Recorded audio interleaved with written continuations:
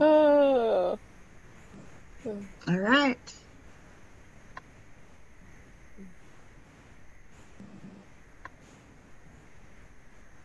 All right, Danny, you're ready. Hey everybody, I'm Danny Marie of Female Frequency and Sound Girls. We're hosting a webinar about mixing with Vanessa Silberman and Rosana Caban. And I just want to let you know real quick before we get started here, we have a scholarship that's coming up. It's a scholarship for Abbey Road Institute Miami. And you can go to Sound Girls website to find out about it. And the signups for that or the applications for that end on October 10th. So I will turn this over to Vanessa, and yeah, thanks everybody. Awesome. Thanks so much, Danny. And thanks again to Carrie Keys for setting this up with Sound Girls and Danny from Female Frequency. You guys, for everyone who's tuned in today, I'm so thrilled to be doing this with you guys and with our special guest, Rosana Caban. This is a wonderful topic and something that I'm super passionate and excited about. And it's wonderful also. I'd love to introduce you fully to Rosana. One amazing magical thing is that we met on a recording session and we ended up co-producing a project together. And Rosana is a wonderful producer, engineer, mixer, and also a wonderful musician. So Rosana, so excited to be doing this with you and giving insight to recording and mixing with everyone today. Awesome. Yeah, thank you for that. I'm so happy to be here. Also, really happy that I get to be doing this with Vanessa. Talented, amazing engineer, extraordinaire. Yeah, we met under the circumstances where we both thought we were going to be the head engineer on something, and then we kind of over the course of the day realized we weren't, but we were like, it's cool, let's just assist each other and like make it work, and we did, and it was the best. So I encourage everyone to be flexible in life because you might meet a lifelong friend. Yeah, it's totally. I feel like that was such a magical experience. It's the kind of, experience where you just kind of jump in, and when you're an engineer in that world, that's kind of what taking on projects, that's what it's all about, jumping in and just getting the job done and putting your passion into it and helping support whatever artist group or person that you are recording. And it was really a wonderful experience, and you really end up connecting with a lot of amazing people that way.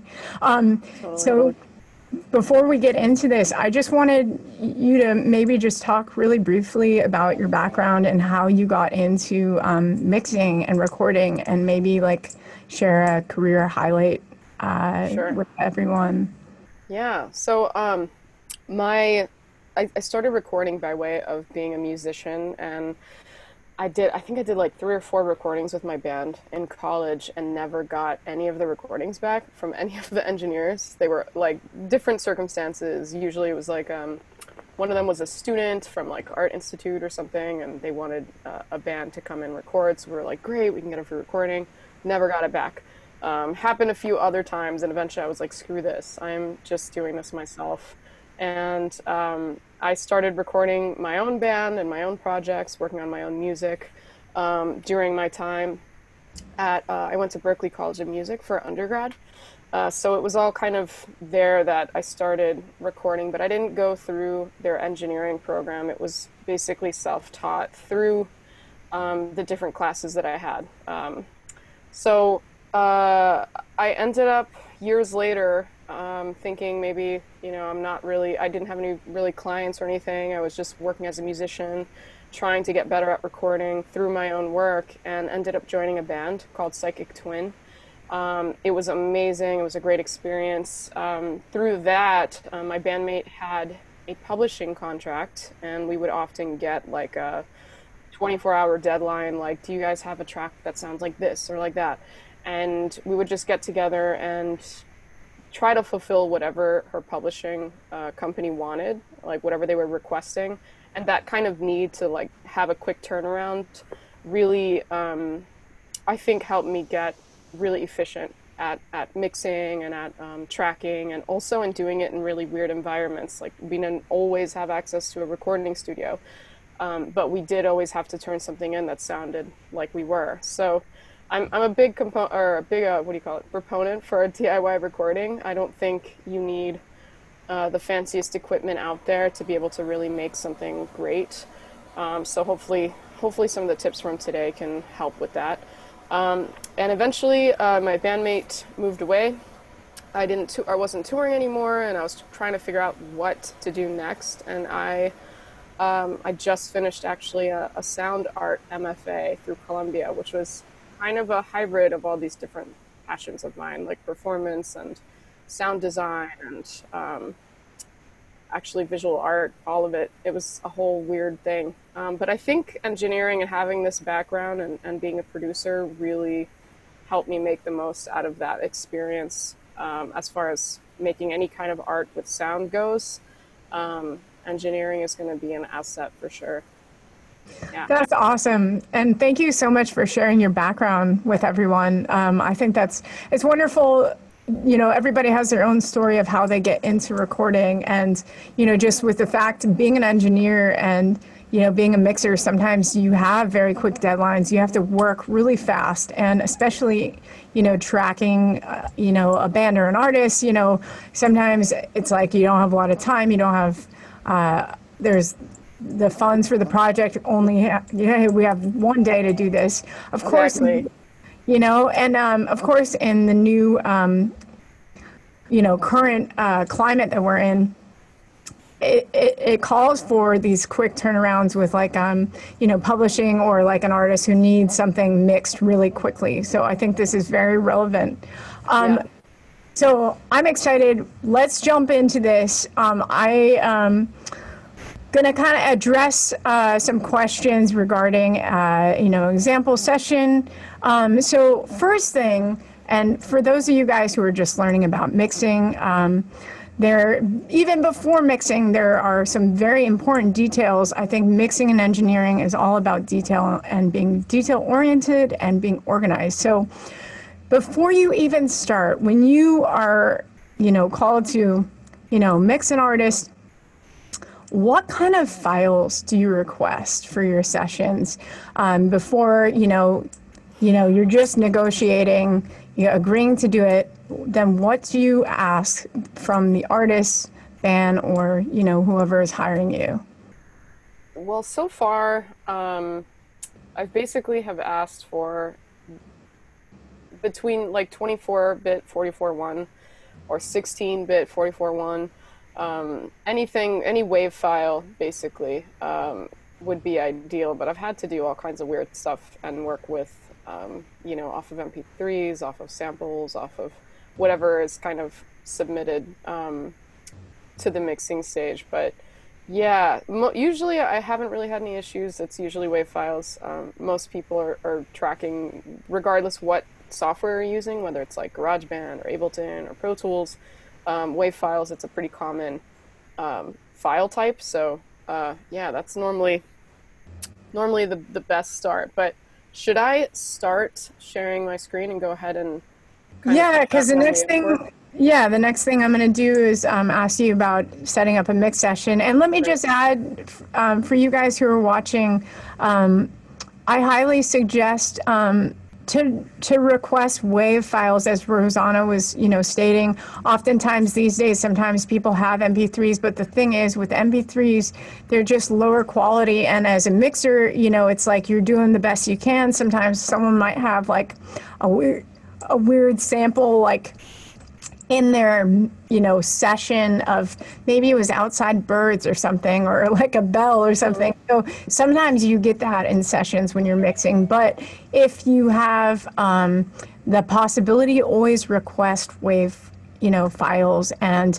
make sure that that they're bounced from the start of the session to the end. But let's get into Rosana sharing the screen with us and an example session so you guys can see what this is looking like in Pro Tools. Yeah, and I'll show you why it's important to have everything start from the beginning right now. But if you send someone stems to mix, that person does not know your song structure, more than likely. If unless you're lucky and they're super familiar with your songs already. they're not going to know that this background part right here doesn't come in until like 2 minutes roughly. They're not necessarily going to know the tempo. They're not going to know a bunch of really important information. So if you have a bunch of files that start, like here, and someone sends me something and they're cut off, so when I import it, it looks like this, I'm going to assume that this part is just in the intro. Unless, because I don't have any information to tell me otherwise. So when you export stems, regardless of when a part is coming in, just export it with all of the silence before that part starts, so that when the engineer lines it all up to the beginning of the session, everything is in sync. And they don't need to know the song or have some crazy, like, in-depth, chart that says at 25 seconds, this part comes in, at 27. Like, just export everything the same way. And the way to do that, like in Pro Tools or wherever, would be to highlight the entire area that you want to export and solo each individual part one by one and go down. And I just realized Pro Tools is doing this thing to me. Did this earlier where it's like not highlighting the solo. Oh, do you have to restart it? Yeah, let me just restart it. But while you do that, I'm going to just, add on to the fact that you guys, even if you're working in Logic or any other DAW, you can do the same thing and just go one instrument at a time. And, the other thing that me and Rosana were talking about is sometimes with Pro Tools, and this might even be in other DAWs where there's kind of a workaround where you can import the audio. There's a function in Pro Tools that both myself and Rosanna have experienced where it won't allow you to import. So what you do is you just drag the files in to the session like Rosanna did. And then the really important factor is to, in the session, check the audio file folder to make sure the audio imported. And that is, to double check that you have the audio with you. And another thing, Rosanna, too, I was going to ask, when you start recording sessions for mixing, when someone gives you the session, do you work off of your hard drive or do you work off of your desktop? I do my own thing of transferring stuff, but what works for you that you like that might be helpful for everyone who's watching? well, I have a bit of a Franken Mac over here, so I have everything running off of a solid state drive. This is an old laptop from 2011. So I had the original hard drive replaced with one of the kinds that they have now, which is a flash-based memory instead of a disk, so it runs really fast. And then I have this extra storage hard drive that's just like a terabyte of data. So this storage drive is connected to Dropbox, and basically every single thing I do, I just do it right off of Dropbox. So everything is syncing in real time as I work. So if That my is computer awesome. dies or something, it's all, I can open the sessions from any computer or at my studio because I'm not always working from home. And if I forget to bring something, it's all synced. And I've just done that because I personally am not great at remembering like the flash drive or remembering like every little thing all the time. So I just have made it really easy for myself so that just save it in Dropbox, make sure it's syncing, and we're good to go. Awesome. That is such a great tip and suggestion. You guys who are watching, make things easier on yourselves if you can. Embrace the technology that we have. Yeah, great suggestion. Okay, so we've got your WAV files, the imported WAV files in front of us. Continue on explaining how you would, suggest people to export the files.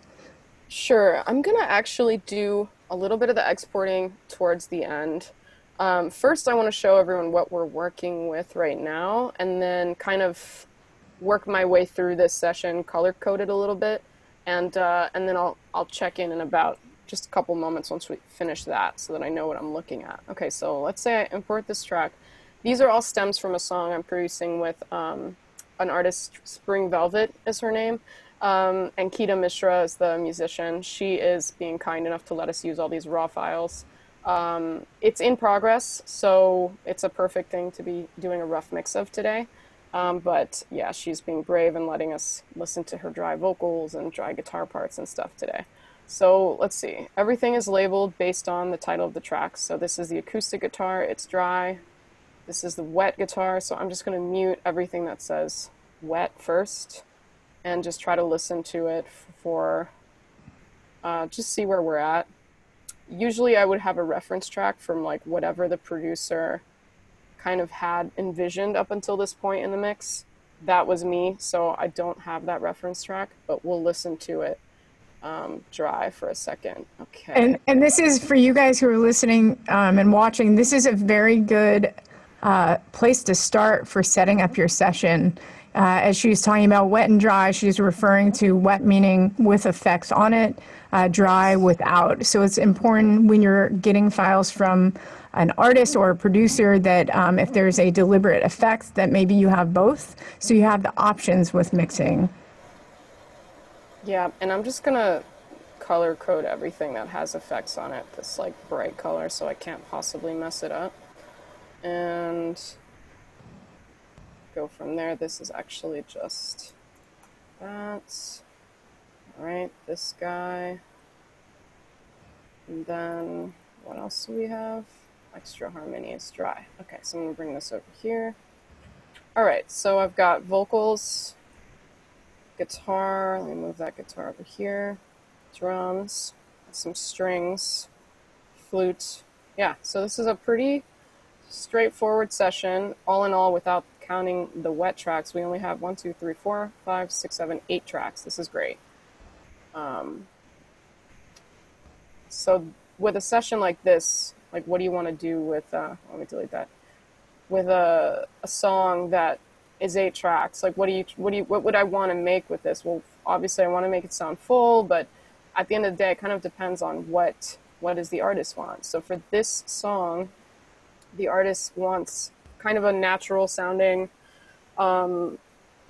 natural as in there aren't really any synthesizers, there's not a lot of digital elements, but her inspiration is kind of like wide range of different singer-songwriters and musicians, like from Fiona Apple to a little bit of Regina Spektor, a little bit of a lot of, I guess, that genre of songwriter, like a really kind of musical sounding track that doesn't have a ton of synths. It's not really the best explanation, but let's just play a little bit of it and we can go from there.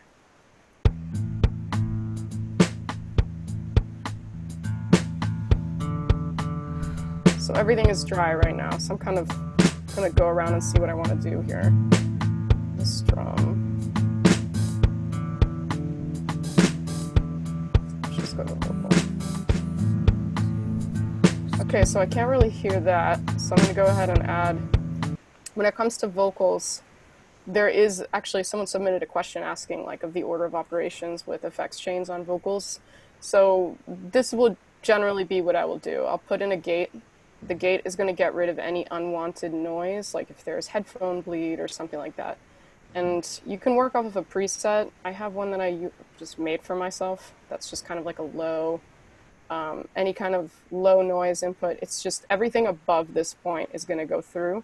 Everything below that won't. So if you have this at a really high setting, this is what it would do. Okay, wait, that's the wet vocal. Let's go to the dry. It would sound like this. Everything was. Kind of goes away. Everything was. So basically everything below this volume is just going to be inaudible. So you want to lower it. Everything was asleep. And now we can hear the vocal. If there's any kind of noise or interference in the background, we're not going to really hear it. And let me ask you too, just to interject for, let's say, maybe the people who are starting out.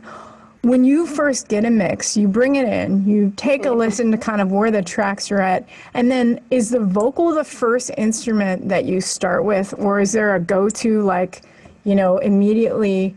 I remember, you know, asking you about that, and I feel like that, you know, every producer, mixer has their own way of starting mixes. So what do you always go to when you start a session?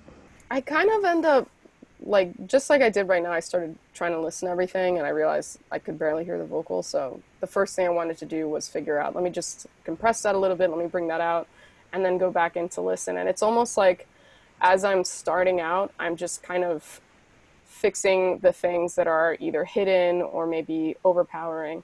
So the first thing I noticed in this example was the vocals too quiet. That could just have been exported that way, or it could just be that it just needs some, compression and some EQ and things like that. If it was like an electronic song, sometimes the first thing I'll attack is the bass, because usually, from my experience, it's always like way too big when it comes back from a producer. So the first thing I'll do is be like, let me just tackle that, reel it in, and make everything else fit in like that audio spectrum, so that the bass isn't like covering the entire session. And adjusted. And also, I noticed you brought in a master. So for those of the people who are, let's say, new to mixing, when do you bring in a master? I think that this, when you're learning, I feel like this is a super helpful thing to know. Yeah. Do you bring it in right away? How do you monitor it? What do you do when you're doing it? I actually usually bring in a master almost at the very beginning of a session. Like if I'm just recording somebody even, and they'll often be like, can you turn the track up? Can you turn me down or whatever? So I'll group everything by, you highlight, let's say, these tracks. Oh, this is Highlight great. them. Can you also explain how to create groups for the people Totally. who may not know?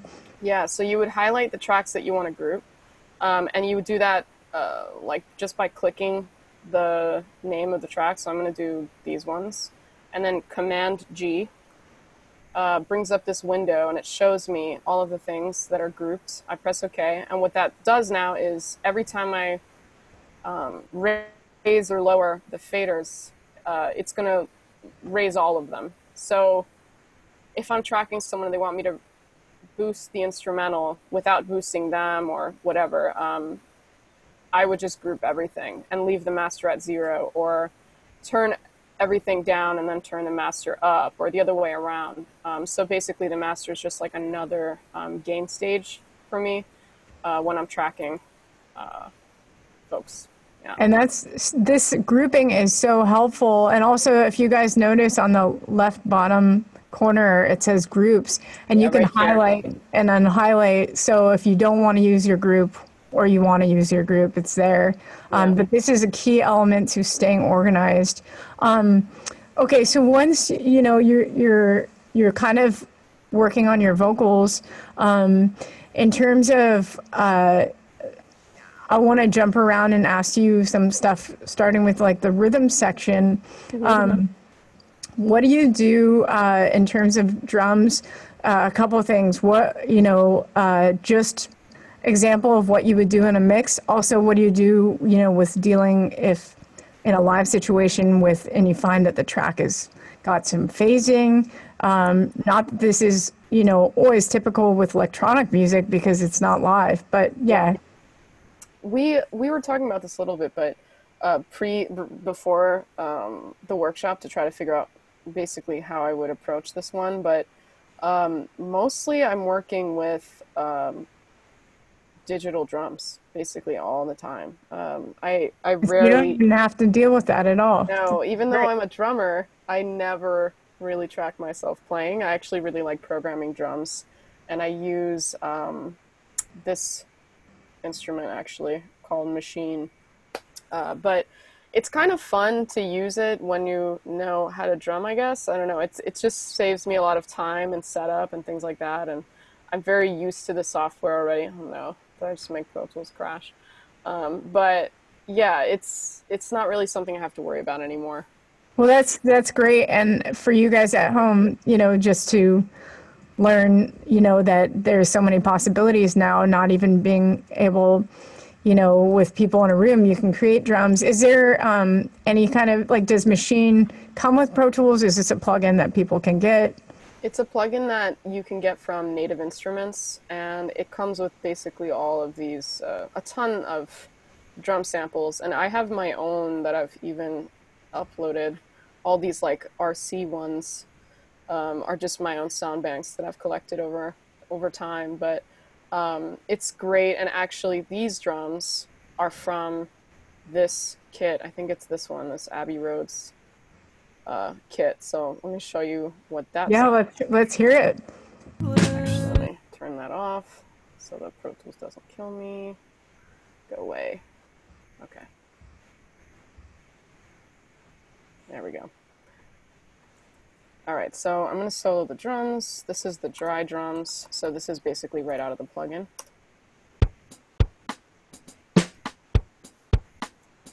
Sounds super punchy. Yeah, it sounds really dry. It sounds kind of like meh, you know, not too exciting as it is, but it does sound real. And what we did for this song is we wanted this drum part to kind of, over the course of the track, get more and more kind of intricate. So my inspiration was what is it, like 60 Ways to Leave Your Lover, that damn Paul Simon song that everyone always references when it comes to drumming. So I was like, fine, I will channel him. But as it goes, there's more ghost notes, there's more hi-hat swell, there's more parts come in that basically was just me pressing and unpressing or muting and unmuting different parts within the drum sampler. So I think it's a great tool. It's kind of an easy tool to start with, and I don't even use half of the options within the plugin. Like, there's just so many things you can do. You can sample your own stuff. And by the end, it kind of sounds like this. Wow, that's rad. So the idea behind the song is just that everything will kind of swell like that it starts really clean and dry, and that everything kind of builds towards the end. So let's see if we can do that. What would you add to, like, the drums, you know, for those who are watching who might be interested to see how you would approach them? Well, what I would do if I wasn't the engineer, but I was, so I'm doing it anyways, is listen to what the wet version sounded like. So I'd want to know, what did they do on their end that they liked that I may want to emulate, or maybe not at all. So I think I just compressed it a bit, EQ'd a bit, and maybe we can hear a little more as it goes. Let's see. Just like a tiny bit of reverb. I'm going to turn it up a bit. Yeah, it's just a really small amount of reverb, and I think I put some EQ on the snare to kind of make it a little bit brighter, because it just kind of was buried in there. So I'm going to just use the wet one because it's so close to being, it's really simple. So I'm going to just work off of that for now. And what I would do is click on the one I don't want to use so that it's not confusing in my session, and I'm just going to press hide and make inactive, and it's just going to be right here. This little track is what that was. If I bring it back, I just have to press that.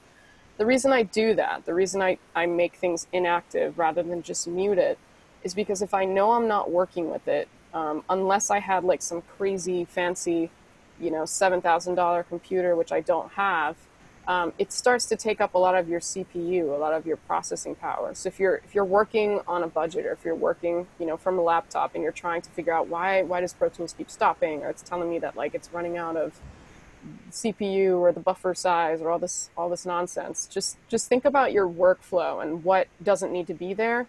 Like, for example, if you mute a track that has a bunch of plugins on it, those plugins are still working, even if they're bypassed. They're the only time they stop working is when they're grayed out like this. And the way you do that is just by making them inactive by pressing Control and Command. Why did I just do that? I just turned it on. But so yeah, if I want to turn it off, just Command, Control, and it just grays it out. So the plugin is no longer working in the background. It's no longer taking up your CPU. And if I really wanted to take it out, you can just make it inactive, and it just goes to your track list grayed out. That's such a great tip. Wonderful, useful tip in terms of like staying organized, also being aware of what you're using. And also, you know, I think I don't know if it happens in the old Pro Tools, but in the new Pro Tools, you can commit to effects. So for example, if you have a bunch of plugins, on the track, you can commit to it, and then it takes the old track and basically hides it, and you can always bring it back if you want. So it's a wonderful way of keeping space and continuing your workflow, Totally. which is awesome. For example, on the drums, so love to see what you might do with these drums from where they are, the wet version. If you're going to add EQ, more compression, will you, how much bussing will you do to them if you do any at all, since it is a wet version? Would you put the reverb directly on the track, or would you set up an aux? Because this is something that I know a lot of, beginning mixers would probably be interested to know. Totally. I think that right now where it's at is kind of like me personally, where I'd stop with it for now until I start tinkering and figuring out what are my other tracks like. What are these things that are going to come in later? What's this flute part? Like I just kind of want to know before I start going crazy digging in to where I want the drums to be. I need to know what else is going to be in this track. Otherwise, I'm going to spend I'll more than likely spend like 45 minutes making these drums sound awesome, and then like 3/4 into the song realize like, oh crap, I have all these other parts that came in and now the drums are way too loud or whatever. So I think I'm going to hold off on that, and I really want to dig into these vocals first. So I'm going to just solo these dry vocals right now. We just have gate, like we were saying, some compression. I'm just going to use right off of presets for now. This vocal leveler, mostly because I want to kind of show that like if you're not sure where to start with some of this stuff, working off of presets is an awesome way to kind of get comfortable with what exactly the plugin is doing. Like if you're not sure, you can kind of tinker with these different options and see what happens when you click fatten on a vocal, what happens when you do less boom or more boom on a vocal. You might be boosting weird frequencies you don't want, but at least you can see how that's kind of affecting the audio. So when people ask me, how do I get started? Everything's really overwhelming. Just kind of tinker, work on your own music, or like, just explore some different preset settings and then make your own once you get comfortable. But let's see what that does to this. Everything was asleep. Okay. Everything was. It sounds a little bit nasally to me. Could be my headphones, but it's probably not. So I'm going to kind of figure out what that frequency is. And the way I'm going to do that is just kind of loop one section. Let's see. We were the same. Okay, so I'm going to just loop this. Still, we were the same. And I'm going to find a great tip for EQ is try to boost the frequency you don't want, because it's easy to find the thing that's causing you like the trouble first, boost it, and then tuck it down and remove it. So that's what I'm going to do. We were the same. We were the same. We were the same. Okay, so it's around here. We were the Seems like it's right around there. I'm going to kind of bring this down a little bit. And I don't think I'm going to use this high pass filter to just get rid of any kind of machine noise that might have been coming through in that session. I don't need any of that. Like the human voice can't make that sound. That's all the way over here. So I'm just going to go ahead and take it out, because anything that's coming through is going to be something I don't want. So I actually want to put that EQ before compression. And the idea is you want to boost what you want to hear. So I'm taking out the things I don't want first, and then using compression to kind of accentuate the things that I actually want to be listening to. So let's go back and see what that sounds like. We were the same. I think it could still be a little cleaner, so let's see. There had been a change everywhere. We were the same, still fighting. Okay, so I've just tried to clean it a little bit, take out a little bit of that kind of mid-range, like kind of sounding like this. So I took some of that out, and I'm going to add the next thing I always love doing is a little bit of delay on her vocal. And some people were asking, like, what are my go-to plugins? What do I love using? Obviously, I love compression. Actually, before this H delay, I'm going to use this. Yeah, I love compression. But for vocals, I really have found a lot of success with this vocal rider plugin by Waves. And what it has helped me with is if I'm doing something like a podcast with dialogue or even this vocal track, like if we look here, just visually, we can see that this wavelength, it's loud, it's less loud, and then it's super quiet. So what I could do is kind of manually like chop this file, use this fader that gets on the little waveform to boost it so that it's all level, and then everything's great and I'm happy. I could do that, but it's going to take forever. So this plugin lets me kind of not have to worry so much about every single phrase being perfectly even, and it's going to basically do that for me.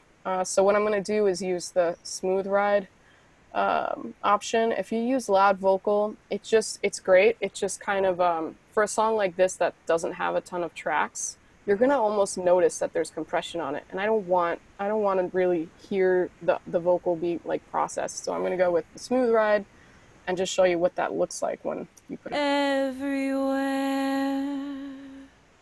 we were the same. So I feel like I could still do a lot here with EQ, but it's so hard to do on headphones, so I'm not gonna do it yet. Let's use this delay and see what I can get out of this sound. I'm gonna just put this all the way down. This is the H delay by Waves. I use it all the time. I don't think there's a session in the past like 3 years that I've done without it. I just love it. So I'm gonna put it at around like 6% and just leave it on the default and see what that sounds like. Everywhere we were. Sounds good, but maybe too processed. So I'm gonna bring it down. Everywhere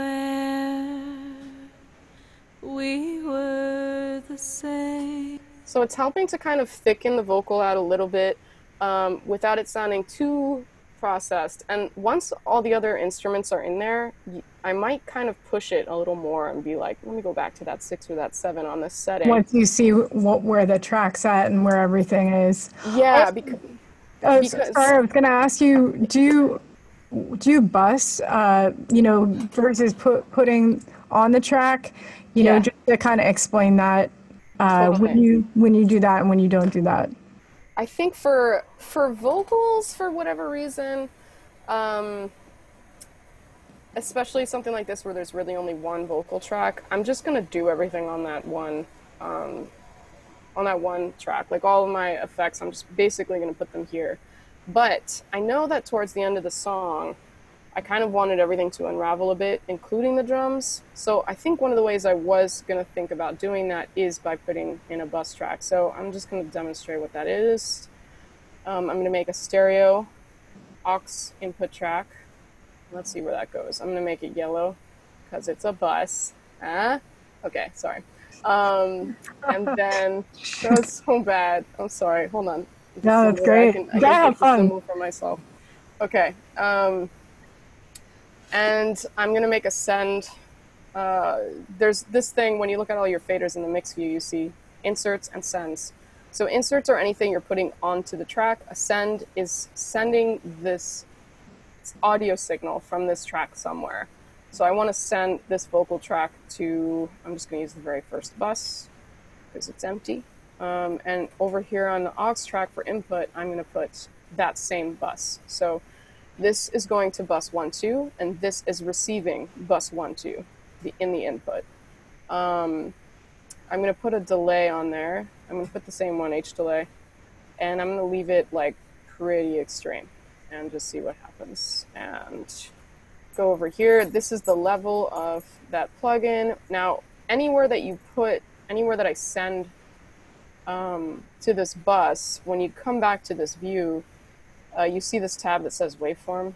You can click volume and then it lets you adjust volume, but it also is now giving me this option of the bus 1 and 2 level. So right now it's at 0. I could also come here. Oh, it's not popping up for some reason. Must be because I'm sharing a screen, but normally it would give me a little fader. So I'm going to write that in right here, and I'm going to say, let's say at 3 minutes or something. What is it? Let's say that here I'm going to start sending slowly over the course of the last like 40 seconds of the song, this vocal track to this aux that I'm going to name aux delay. Okay, so we're going to watch it happen. Let's see what it sounds like. When will I? Okay, dry vocal. Still on the outside, hoping to, hoping to. So we're starting to see it coming in. On the line. It's like slowly getting there. Hoping to grow. Starting to come in a little more. On the outside, make my home on a trick. A shocking color on the line. Maybe I can cling to the window on the outside, make my home on a trick. A shocking color on the line. That was a pretty subtle example, but you know, you can see how subtle you can make something like that over the course of a session. So you can make obviously way more extreme versions of that. Like I could do the same thing with drums, and it would probably be a little wilder. But the bottom line is, if you're not really sure what a bus is or when to use it, this is a great example, because the alternative thing that I would have had to do is like copy this entire end to a new audio track and then process different plugins on that other audio track and then fade it out or fade this one in, and it just gets a little bit messy versus just having like one dedicated delay track. So if I wanted all of these different parts to do that, like if I want the drums to do that later, I can press Option and drag this same exact setting to, where did the drums go? Oh, right, I decided not to use the dry one, so I'm going to put that on the wet drum track. I'm going to make it blue because I'm keeping it. What is that color? There we go.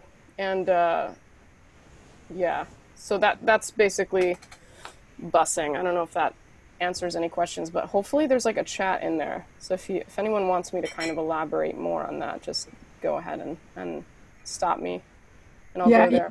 You guys keep in mind, feel free to comment any kind of questions, and Rosana will address them at the end when we answer a lot of the submitted questions. But yeah, please continue and go through the mix. It would be so cool to know about like your go-to EQs, for the various other instruments that you have in here, and also the EQ that you were using on the vocals, and maybe kind of for those people who don't know, like the difference between the EQ and the gate, and what you use, and like in terms of compression as well. Yeah, I want to do one last thing to this vocal track, which is just putting a reverb on it, and I'm going to go kind of towards the middle of the song. In the old way. So without, it sounds like this. In the old way. With, it's gonna kind of make everything sound wider, or make that vocal sound wider, and we can tinker with the settings here. But in the old way. Something I kind of like doing is making the decay kind of long, but then keeping the mix short, or the other way around, like making the mix dry rather. So I'll try like very, very wet, very processed, but like a shorter decay, and see what that sounds like. In the old way. Sounds super weird, so let me keep experimenting. In the old ways.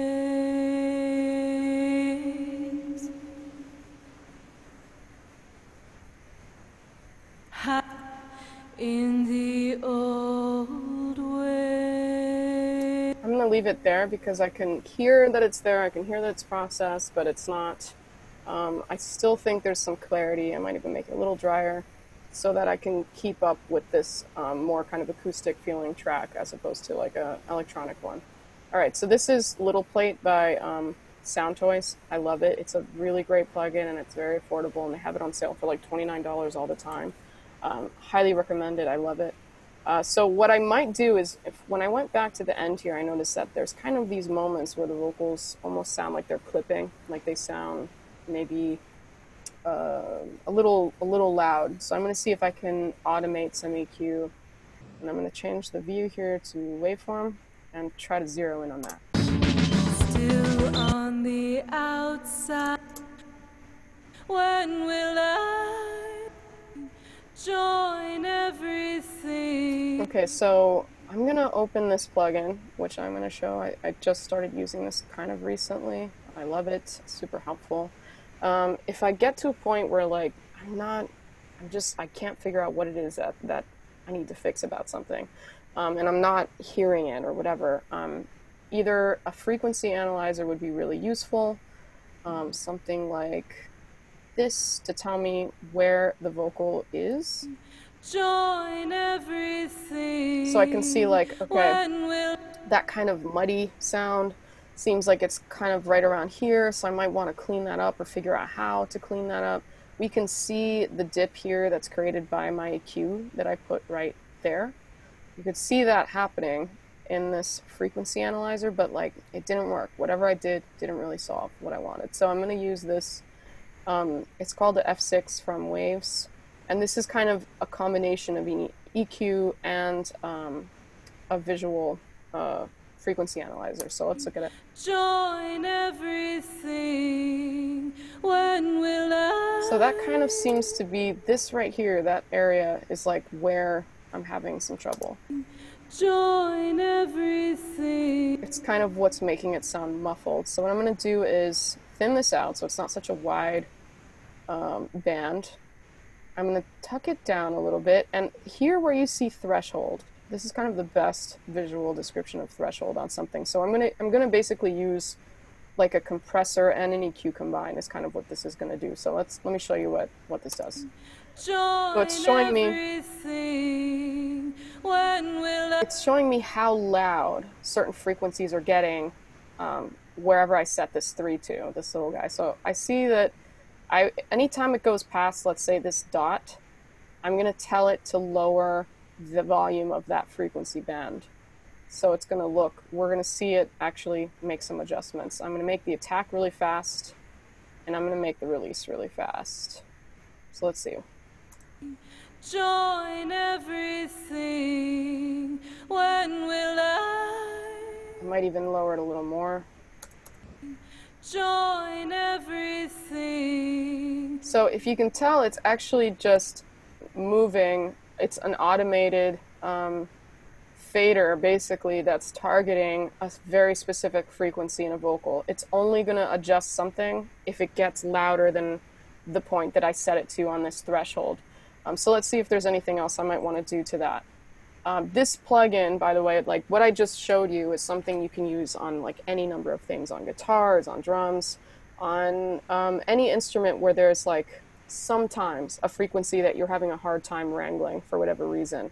You can just kind of zero in on that frequency, set a threshold where you're like, every time it goes like past this point, you could do it whether, like, let's say it's dialogue for S's and T's. You can kind of bring something over here to a higher part of the spectrum and just tell it to tuck those frequencies every time that the S gets loud or the T gets loud. And that's, you know, again, normally a higher frequency thing. So you could just zero in on those frequencies that you might have issues with. So I'm going to leave it there for now, and we're going to look at the other parts.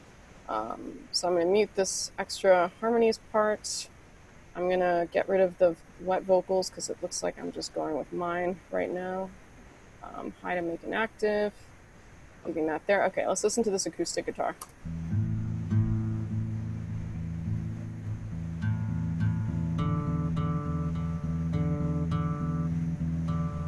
Super kind of dark. So I'm gonna just bring up a simple EQ and start tinkering. So I'm gonna look for that annoying low frequency right now.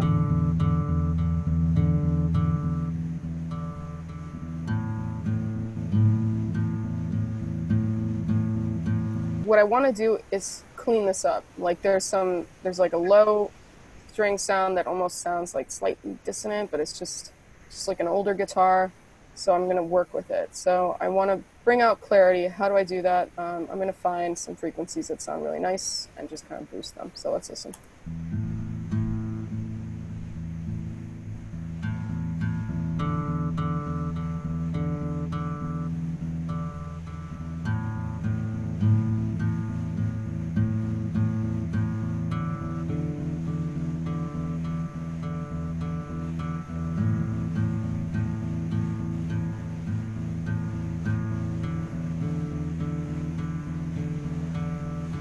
Okay, so that seems slightly cleaner. Let's do the before and after real quick. Listen.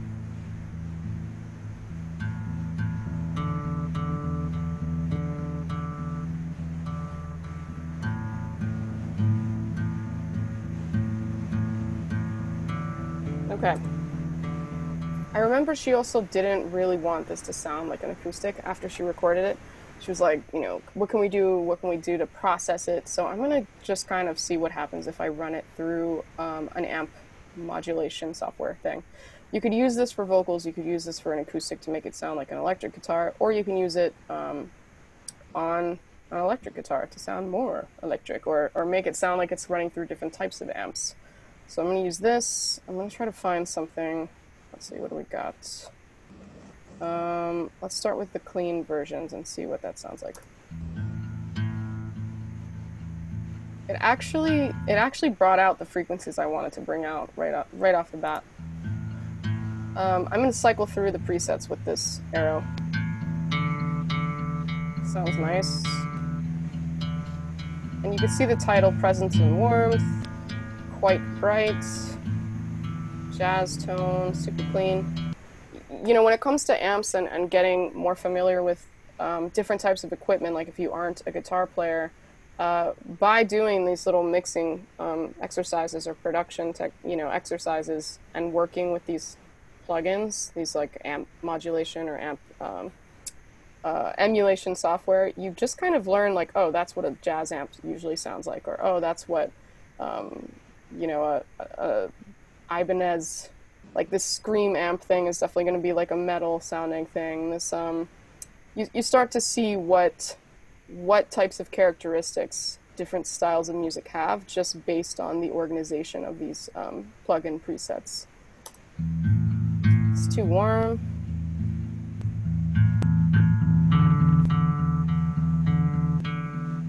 I'm going to go with punchy default, and I'm going to put some delay on that.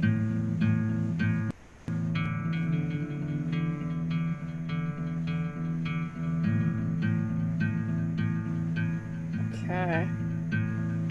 Now let me just see what the wet version sounded like, because I want to see what the original engineer wanted.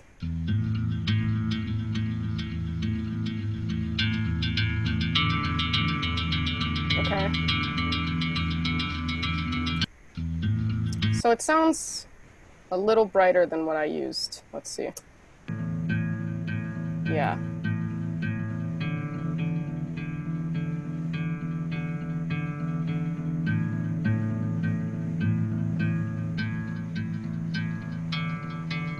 It's pretty similar. I'm going to just start there and let's go to the rest of the tracks. Alright, now I have both of the guitars on.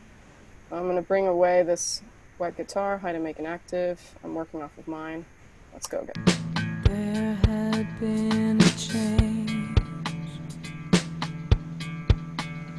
everywhere. We were the same. I'm trying to brighten that vocal. Alright, this guy is too loud, but I'm going to see if I can just kind of compress it. What happens when I do that? Let's try drum bump. Sounds nice. Honestly, sounds very similar to the vocal leveler. I was just curious. It's like, what happens when you do that? Alright, There had been a change. okay. Also, I just want to talk about autotune for 2 seconds. This, when you apply autotune on something, it kind of simplifies the different harmonic range of a voice to kind of zero in on the frequencies that you really want to target so that it stays on pitch. That is an awesome effect. It's so helpful to use. And there are ways to use it really subtly. So you can use it in a style like this without it really sounding too robot-y or anything. But I don't want to use autotune on this track. Do you think you might be able to show us just a quick example of what that would look like for those people at home, just how you might do that if you decided it was the right scenario for that? Yeah. I'm going to show you what I would use for something subtle. Let's see if I can find it. All right, pitch shift. There it is. All right. This is like a, it doesn't always work well. Let me not even show that. Hold on. Let me go to tune light. Okay, so this is the closest thing to autotune. You're going to see it kind of.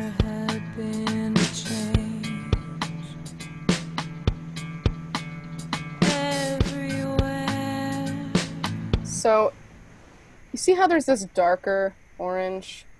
That's the original part. That's the one that's kind of more, that's fluctuating more.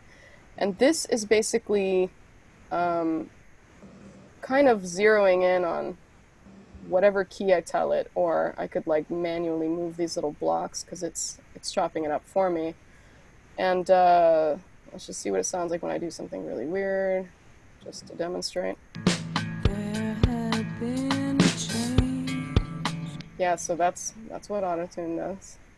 But I can bring it down and keep it actually very subtle. And maybe I should use autotune. Let's see. See what it does to the word had? It just sounds so weird. Let's listen again. She sounds like it's almost removing her enunciation. So I don't want to use it there. And because this is a simple plugin, it's either I use it on like the whole track or unless I set up like a bus or something. By the way, what is this plugin so everyone can know? Waves. It's Waves Tune Light. So it's like I think it's like the inexpensive version. It's like $29, I think. It definitely gets you what you need if you're in a bind and you need to fix something. But it does this like weird stuff like this. Like she definitely didn't sing that note, you know. But it like note. Yeah, she definitely didn't do that. But I'm gonna take it off for now. Awesome.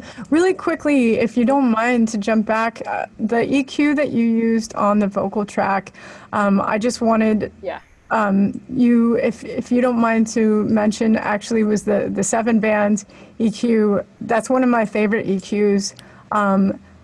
What's so awesome about it? Can you test? Because I love it.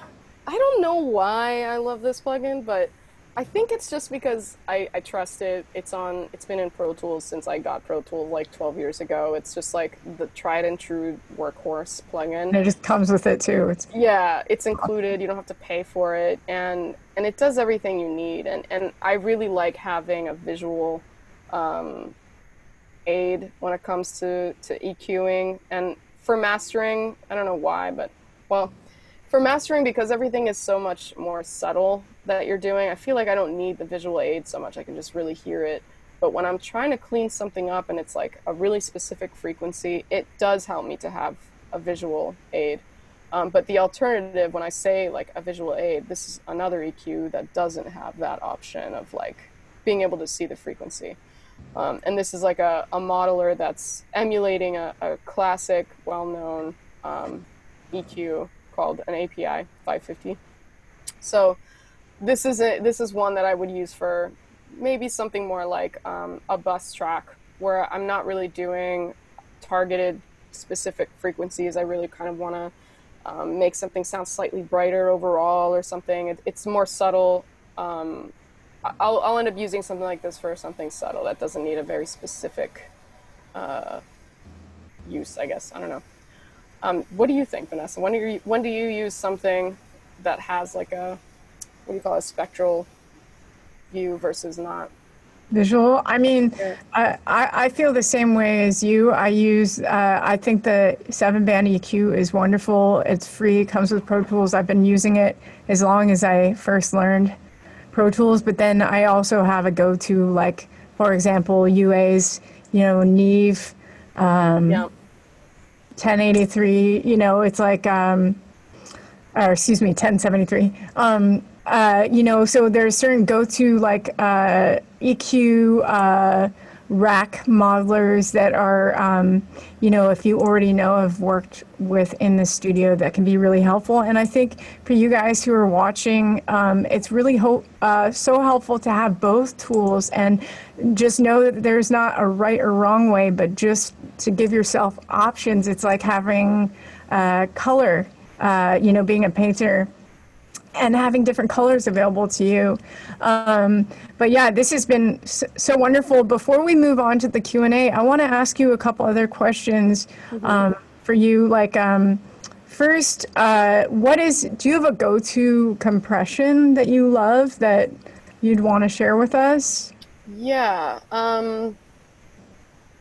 What I did here was use this vocal leveler, like just basic plugin that comes with Pro Tools, and I'll sometimes just slap that on like first thing, like just right off the bat, throw it on there and then start tinkering, and then later I might replace it with something a little bit more I guess precise. I don't know. I mean, because that does most of what I need, but I do use this a lot. This is emulating a rack module that most studios have. I might do something like set a really quick attack, which on this is like a high number instead of low. Quick attack, quick release, and just see if I can leave everything maybe around this 3. I don't know. Let's see what. So.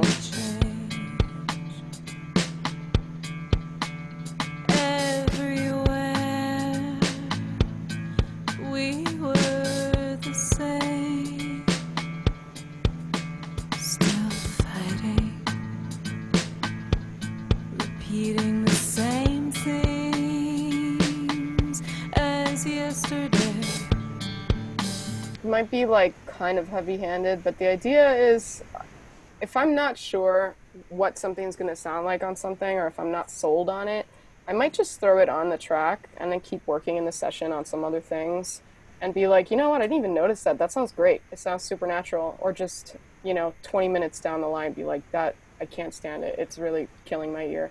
So you don't have to make the decision right away. Like, I might leave it here for a little while and then keep mixing and then go back to it.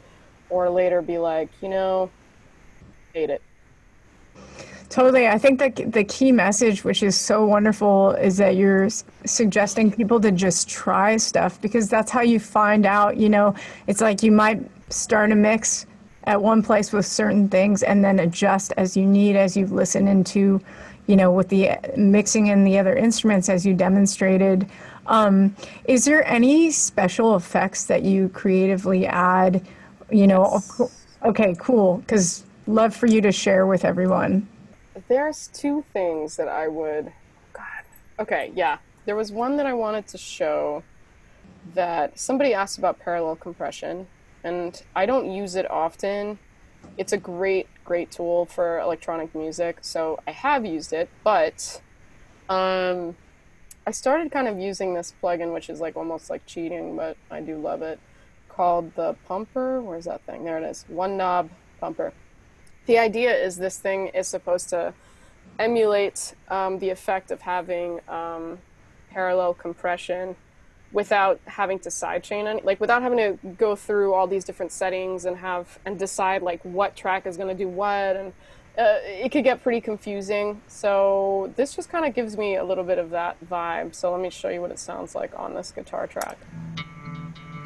So right now it's almost doing like a very slow tremolo effect, but you can make it more subtle or faster.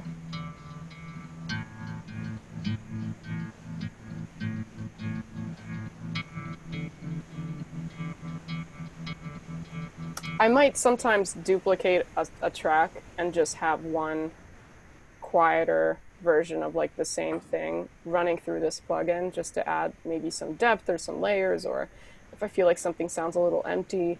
The idea when I use it, it's not necessarily for you to be like, oh, I'm hearing this other layer that's just coming in and out. Like, I don't necessarily want the listener to be like jarred by this extra thing, but it does help to add texture, to add these little weird elements.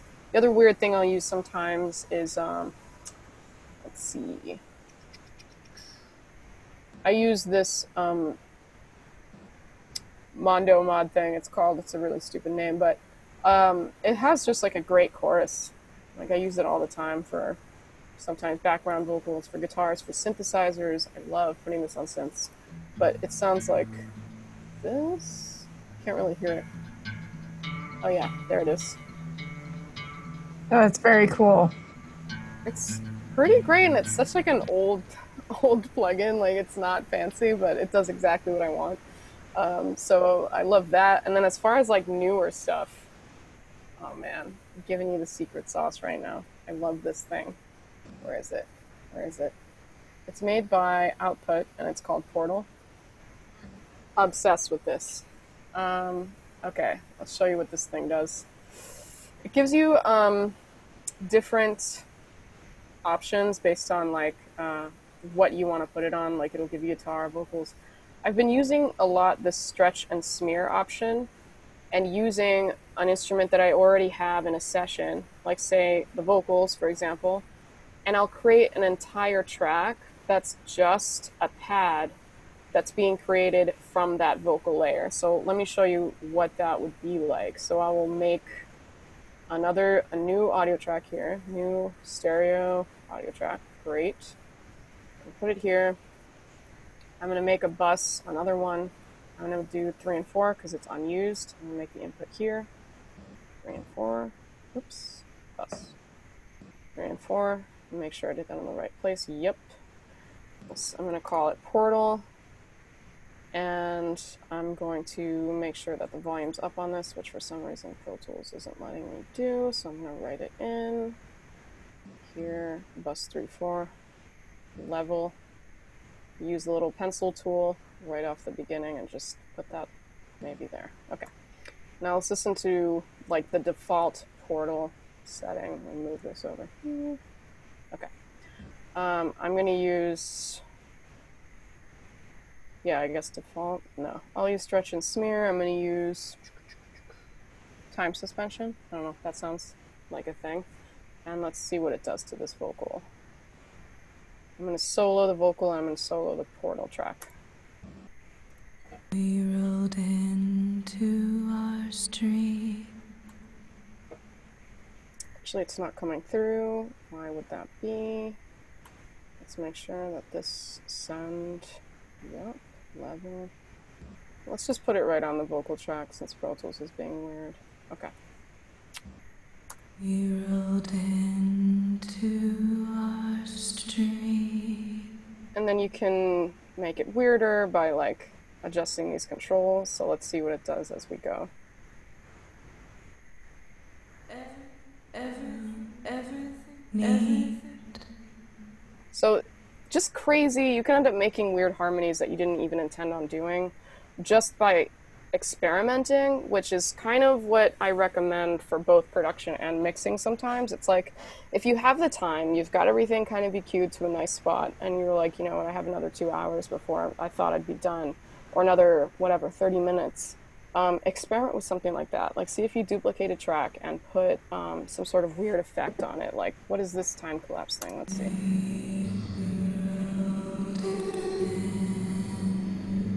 It might not work for this track, but I might think, oh, that'll be awesome for a bass line and like an electronic song or something. I mean, there's just kind of so many possibilities with this type of stuff. And there's more and more plugins like that being made, so it doesn't have to be that one. There's plenty that do the same thing. The idea that I want to encourage is just, yeah, experimenting and creating textures with what you already have. So this is only 8 tracks, but I could turn this into 16 just by like creating other textures out of what's already there. I could do the same thing with the drums and just kind of create a layer. Actually, the way I made this drum part, one of the kind of ghost note things I did was by using that Portal plugin and using this, one of the settings they have here for drums. And I think it was like reflection bounce or something. It almost made it sound like there was an extra note being played because it was like cutting, sampling live and then like replaying back. And when you kind of altered this knob,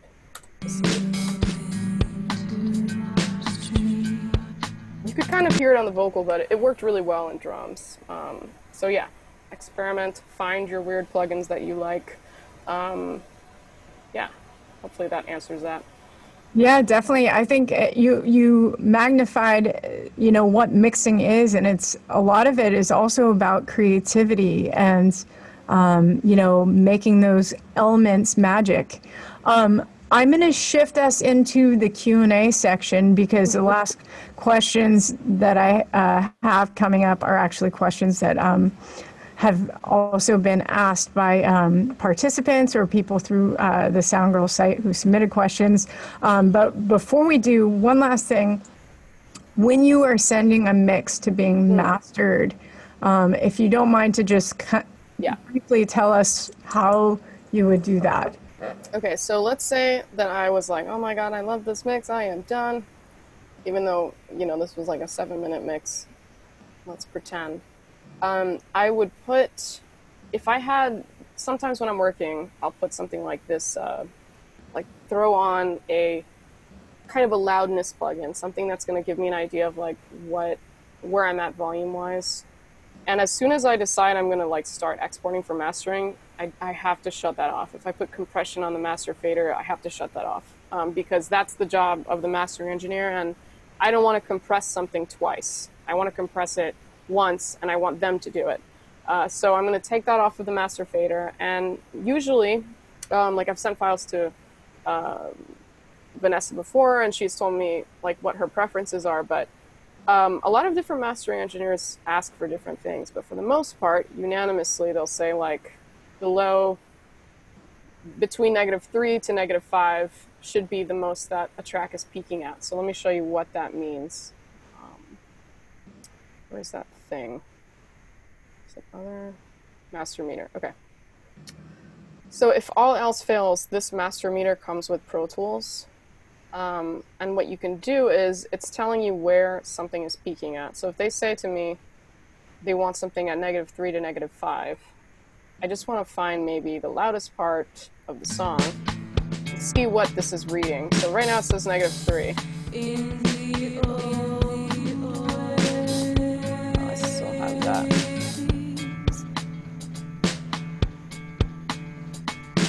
So it's already too loud. So I would either adjust, basically adjust everything, 1 dB or 0.5 dB on the master fader until I get this reading where it should be.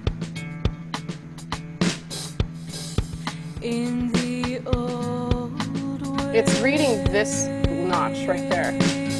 Like that peak on the master fader is what this is basically reading for me. And if you play the whole song and walk away and come back, it'll tell you all of the seconds, all of the moments where there was a peak in the session. Like if you set it at, or everywhere that there was distortion, for example. So you can either go into all of the places that it's kind of telling you were clipping at, or just lower the overall master fader and send it to the mastering engineer and they'll take care of it. But if someone asked me, I think there was a question that was saying when do you send something to a mastering engineer, or why not do it on your own? I think for a lot of the artists that I've worked with, I really, really like being a part of the writing process. So I really like producing, and I like having my hands on the mixing side.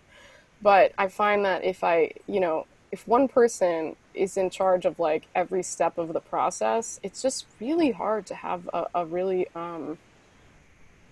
honest, I think, not even honest, accurate maybe, to be able to hear something as it really is and not as you're hearing it because you've been in it for so long.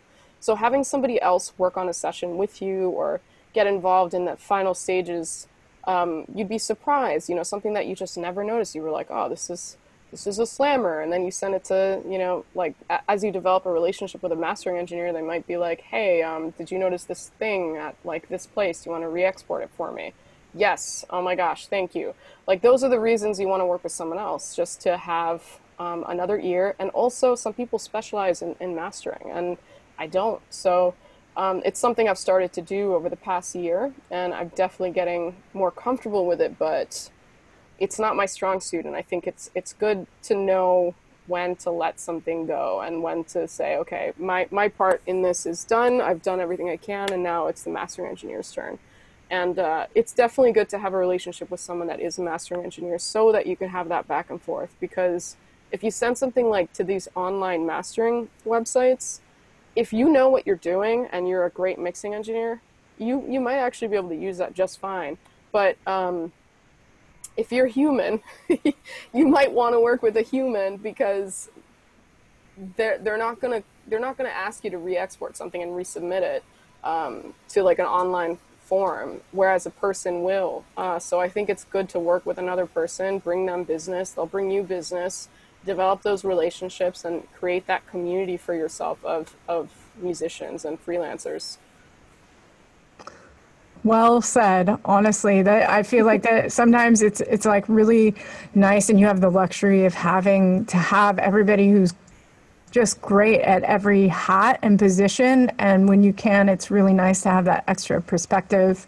And we all are also living in the world of understanding all of these different hats. So it's also good to, as you guys are observing this, to just get yourself familiar with, what exactly a mastering engineer does, or what these other hats, do, and just knowing them. But yeah, very well put. We're going to jump into these questions that were submitted ahead of time, because this will also allow Rosana to show some more examples through the session. So let's get into this. The first question, is there any hope of mixing recordings made on an iPhone to use as samples in production? I think this is a really good question. This is all about creativity, and I can contest to using something that has been recorded on an iPhone or an element from. But Rosana, in your experience, how do you feel about that? Have you used any elements from an iPhone recording?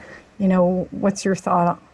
Yeah, I think there's a variety of reasons you would do that. Like one would be you are outside somewhere and you just capture like a weird field recording that you really want to put into your track or something, and you don't have obviously like a mobile studio, so you have your phone and you record that. Totally reasonable thing to do. Absolutely, yes, you should be able to include that into your session. As far as using your iPhones, like to download some sort of like mobile GarageBand software, I mean, you're basically treating it like if it was like a Zoom device or something, like if it was a portable recording interface. And if you have like the right cables, like if you have, a microphone cable that goes to like an 1/8-inch adapter to like a dongle thing or whatever, if you have everything you need to record onto a phone, I don't see why not, because to me, that's just like another kind of, is it Pro Tools, is it Ableton, is it whatever? It's like, as long as you're capturing the audio well, then I don't see why you couldn't use that. But yeah, it's an interesting one. Definitely. All right, I'm going to combine two questions together because I think that they go hand in hand. Sweet. One is the person expressed wanting to know more about panning, and another person was asking, how do you achieve depth and the illusion of far and near sounds, and how to make things really wide in stereo, how to get that with vocals and instruments, especially if there's only an acoustic guitar and piano, very like Adele style, but how do you make that big? So I feel like panning really, is a helpful tool with that. So how would you do that? Or if you even want to show an example on the session or anything? Mm-hmm. Yeah, if it's something, let's say hypothetically, because they mentioned Adele, if it's something really simple that has, and I have all the drum tracks, like this was a drum, since it was digital, it was all summed into like one track. So I didn't have kick drum, hi-hat, cymbals, everything separated, but I could have. I just didn't. If I did have that separated, I would pan it, kind of, they teach you like they teach you on YouTube, that when you're mixing live drums, that there's like two ways you can do it. One is to pan everything to the perspective of an audience person, so you'd hear like snare slightly to the, well, right, I guess. Ride would be slightly to the left. Crash would be, you could pan it, or if the toms will be like high tom to low tom, right to left, or reverse it so that it's from the perspective of the drummer, so then everything is backwards. And just panning drums that way kind of creates some space. Using reverb is going to help you create space. I think it's tricky though, because I think one of the most common, because reverb makes everything sound kind of cool, it's one of the most common things to like overuse and maybe make something sound like dated really quickly just by like slapping way too much reverb on everything. So I think it's useful to know why you're using it. And if you're trying to go for like an Adele style, you might want like a plate reverb, a vocal plate, something like that. That stylistically lends itself to something that's more like 60s sounding. And you would want to maybe make some decisions about when you want to use it and how much. Maybe in that case, you would want a bus fader to have all of the reverb on it and then send everything to it. Maybe not a lot, but a little bit of everything to it, so that you can have everything sounding like it was recorded in the same room, in the same space. So that's a great use of using a bus. I think basically with panning, same kind of thing, yeah. You can pan instruments to different places. I like having nice full bass sounds, but traditionally, like in rock music from like the 80s, bass is like to the left or whatever. I don't know. There's like different kind of go-to techniques that you can find. And when I say like you can find, I really mean like, the Academy of YouTube. If you want to like really dig into things that interest you. I guess the best advice I could say is like, if you want to work in a particular genre, like this person that asked about kind of the Adele sound, like if that is a genre that they really like and want to work in, research the heck out of it and find out. You'd be surprised how easy it might be. You just have to do a little bit of research, but you can find out who the engineers were on those records, and more than likely they did one or two interviews at the least discussing those records and what they used on them. So you can start to say, oh, this was a type of reverb that was really popular then, that's why they used it. Or this was recorded at like Abbey Roads or something. Why was it recorded there? Because that place has a sound that's like X, Y, and Z. So you start to learn the characteristics of the styles that you want to emulate and that you want to work in. So kind of take that time to be a little bit of a researcher. I've said it before, but like, I do think producers are researchers. Like, you have to know so much about something. So if someone says, I really like this genre, or I really want it to sound like X, Y, and Z, you're immediately like, oh, what is that? I've never heard that. And you just have to kind of find what that sound is, that hopefully you already know. But if not, it's okay. That's what YouTube's for. No, definitely. That's a very good point. And I see even people you guys are commenting. I see Dave Pensato's place. Danny is going to address those questions, but he has producers and engineers talk about their different, plugins and really what Rosana is tapping in. Also, there was another question about, how to get a three-dimensional sound. Well, you talk about, with Motown or some of these other genres where things are very specifically panned in certain areas because of the limitation of how many mics they had at the time. So yeah, you guys, hopefully that explains some of these questions. There's a lot of just different tools out there. So it's also very subjective. So don't be afraid to try things. In terms of best practices for different plugins, like when you're learning, someone was asking about like A-being different compressors. You showed a lot of awesome examples in terms of just trying stuff. Anything else you want to add to that to answer the question? Yeah, I think, I started, what is it, using like, we're reading Tape Op magazine like ages ago. And if you haven't heard of Tape Op, it's free, I think, or it's maybe not free anymore, but it's been free for a really long time. And they interview different engineers. You get to see, usually like in photos, their studios. And I was fortunate enough to get an internship at a recording studio early on that was a really high-end studio. So I was able to see like, oh, these are the types of equipment that it's kind of like known to be maybe standard in every studio. Like this 1176 is like everywhere. Every studio has it, or 1076. Um, so I started to kind of see, not that I have, like, I don't have the funds to have all of this stuff analog style, but I do have the funds to find it digitally.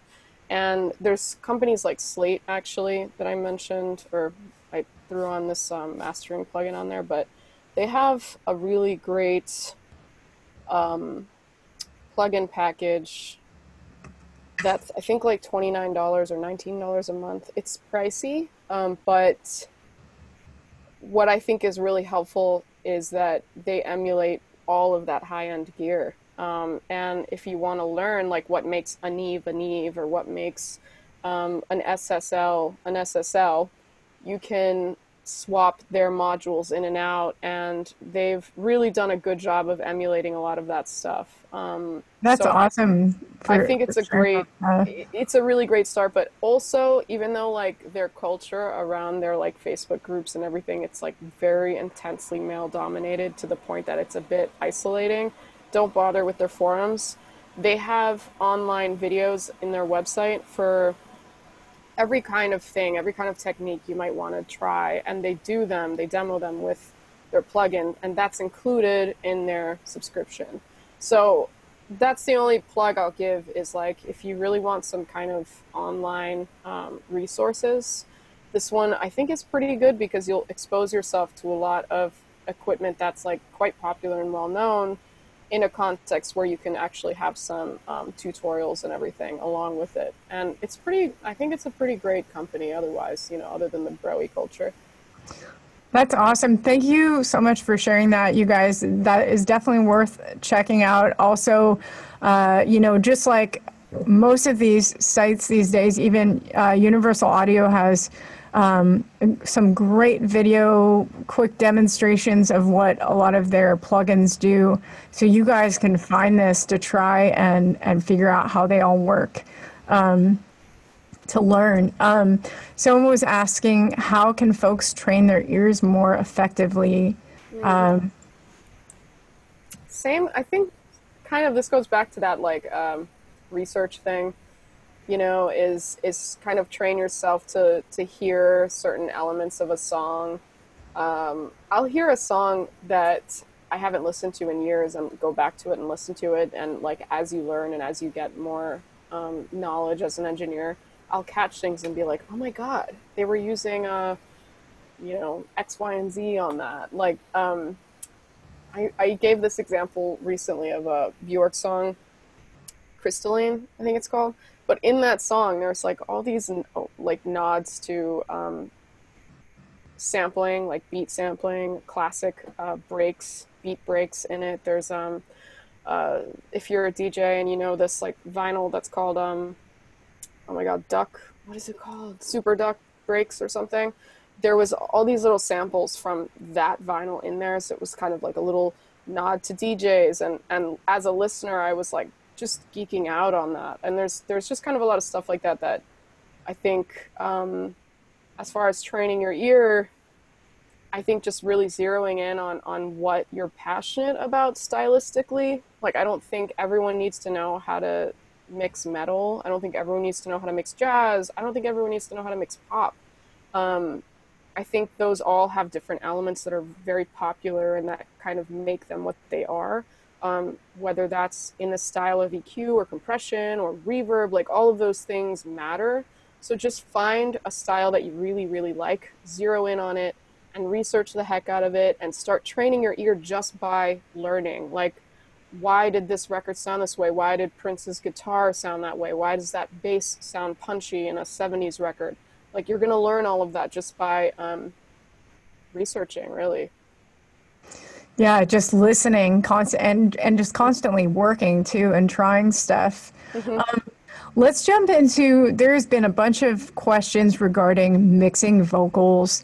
We have a variety, so I'm going to kind of compile them. You know, someone was asking what's your, you know, go-to vocal change, and also someone was asking about, you know, pro tips for allowing vocals to sit in the mix, you know, in terms of specifically layering harmonies or ad-libs. So, you know, in terms of addressing vocals in a mix, you know, you showed us in the example, you know, using a gate, an EQ, compressor, some delay. Are these your go-tos, and any thoughts on those questions as well? Yeah, I think for the most part, this is basically what I would start with as far as like my vocal chain. So it's like a gate right off the bat, right out of the gate. Oh man, I gotta stop with these puns. Okay, EQ. Maybe multiple EQs, compression, this vocal rider. I'll probably do 2 different compressors because the vocal riders, I like to use it in a more subtle way. So I'll probably do like 2 semi-subtle settings on compression, then whatever effects chains I want. And what I could do is route, once I have like just the basics of compression, EQ, and gate on a vocal, route the vocal to an effect track. But like I was saying earlier, if I don't have a ton of tracks and I only have one vocal, which in this case I do, I only have one, then I'm just going to do everything right on here. Just because I don't need to really worry about CPU or processing or anything like that. So what else would I do to make that sit in a mix? If I have a bunch of parts, let's say I have like a really busy pop song, I might use like that frequency analyzer that I was talking about. Let's say I pull that up.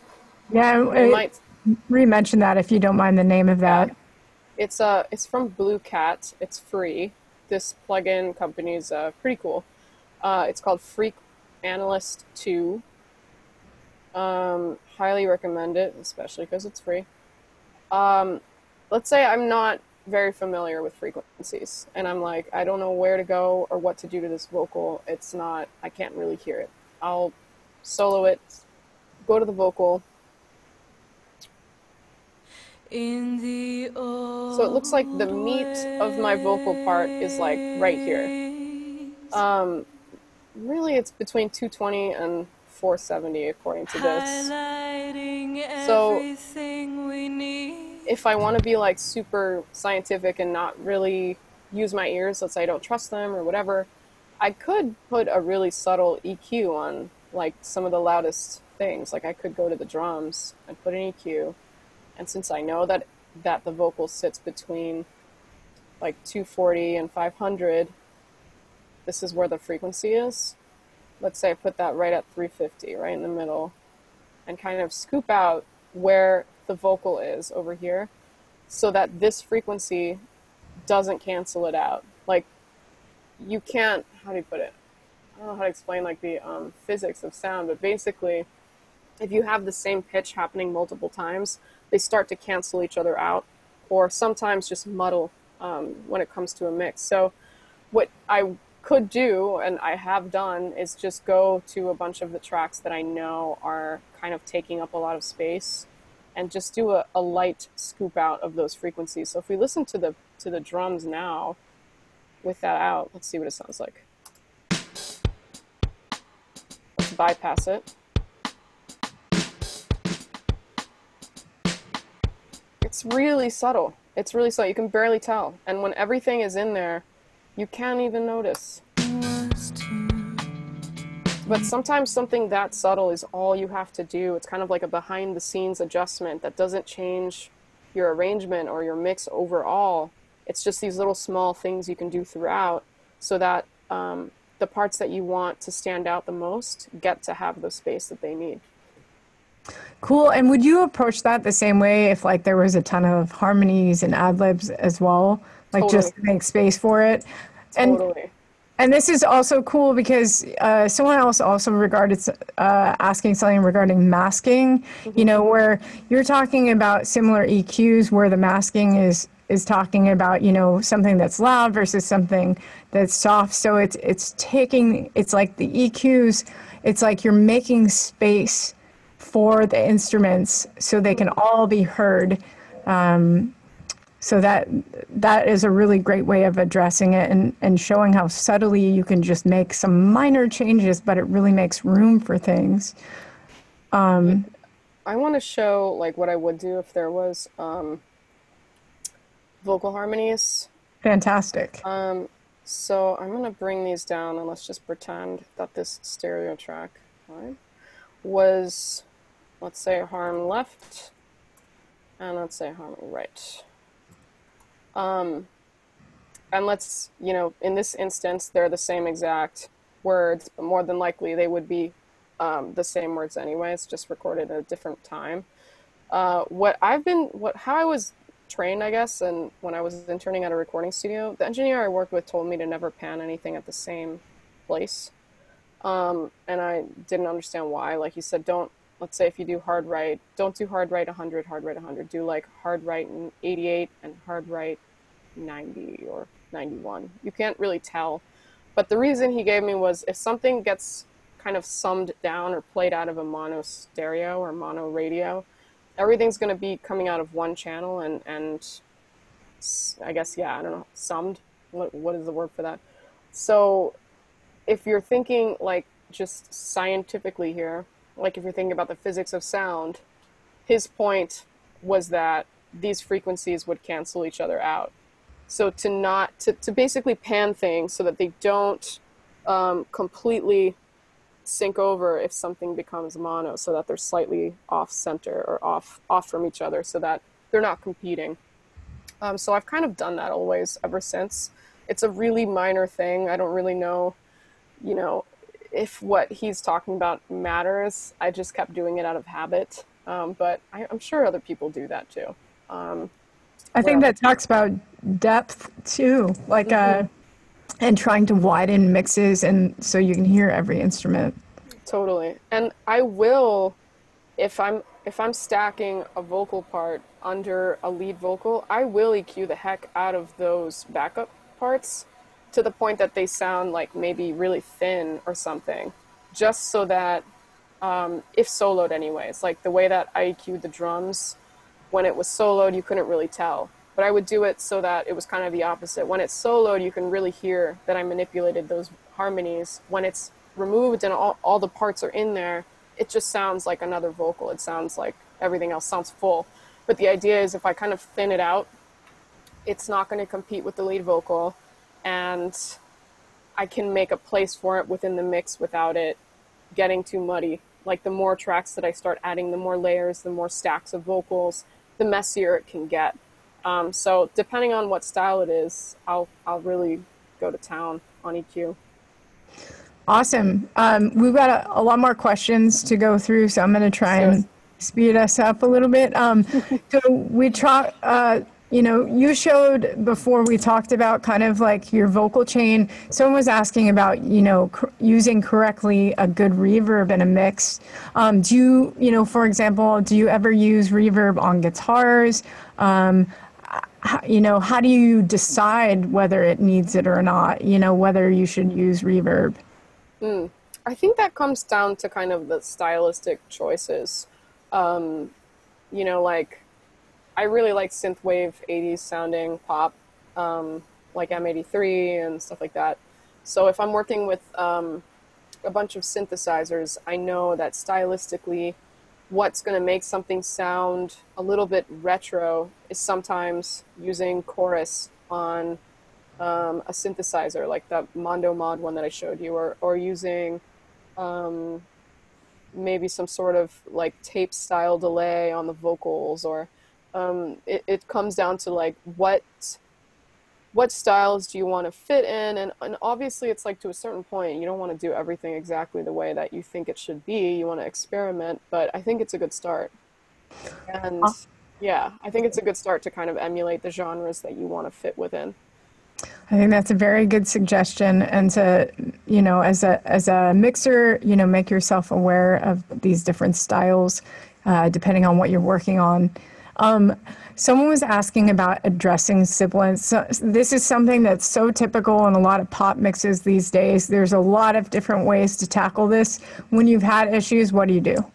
Okay, so I've been doing a lot of podcast editing in the past few months. So sibilance is basically all I've been dealing with.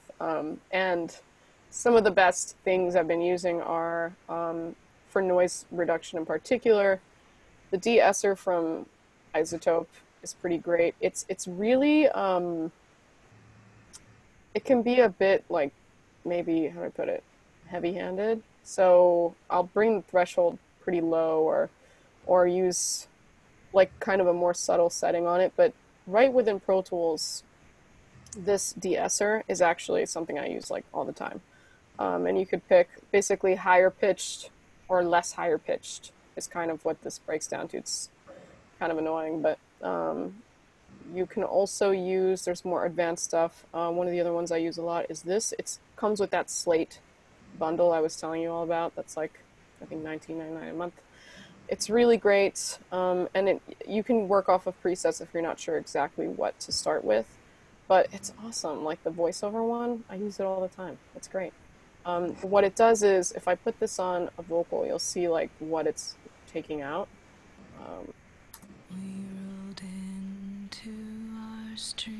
So when she said the S just kicked in, and you can see what it's removing if I bypass it.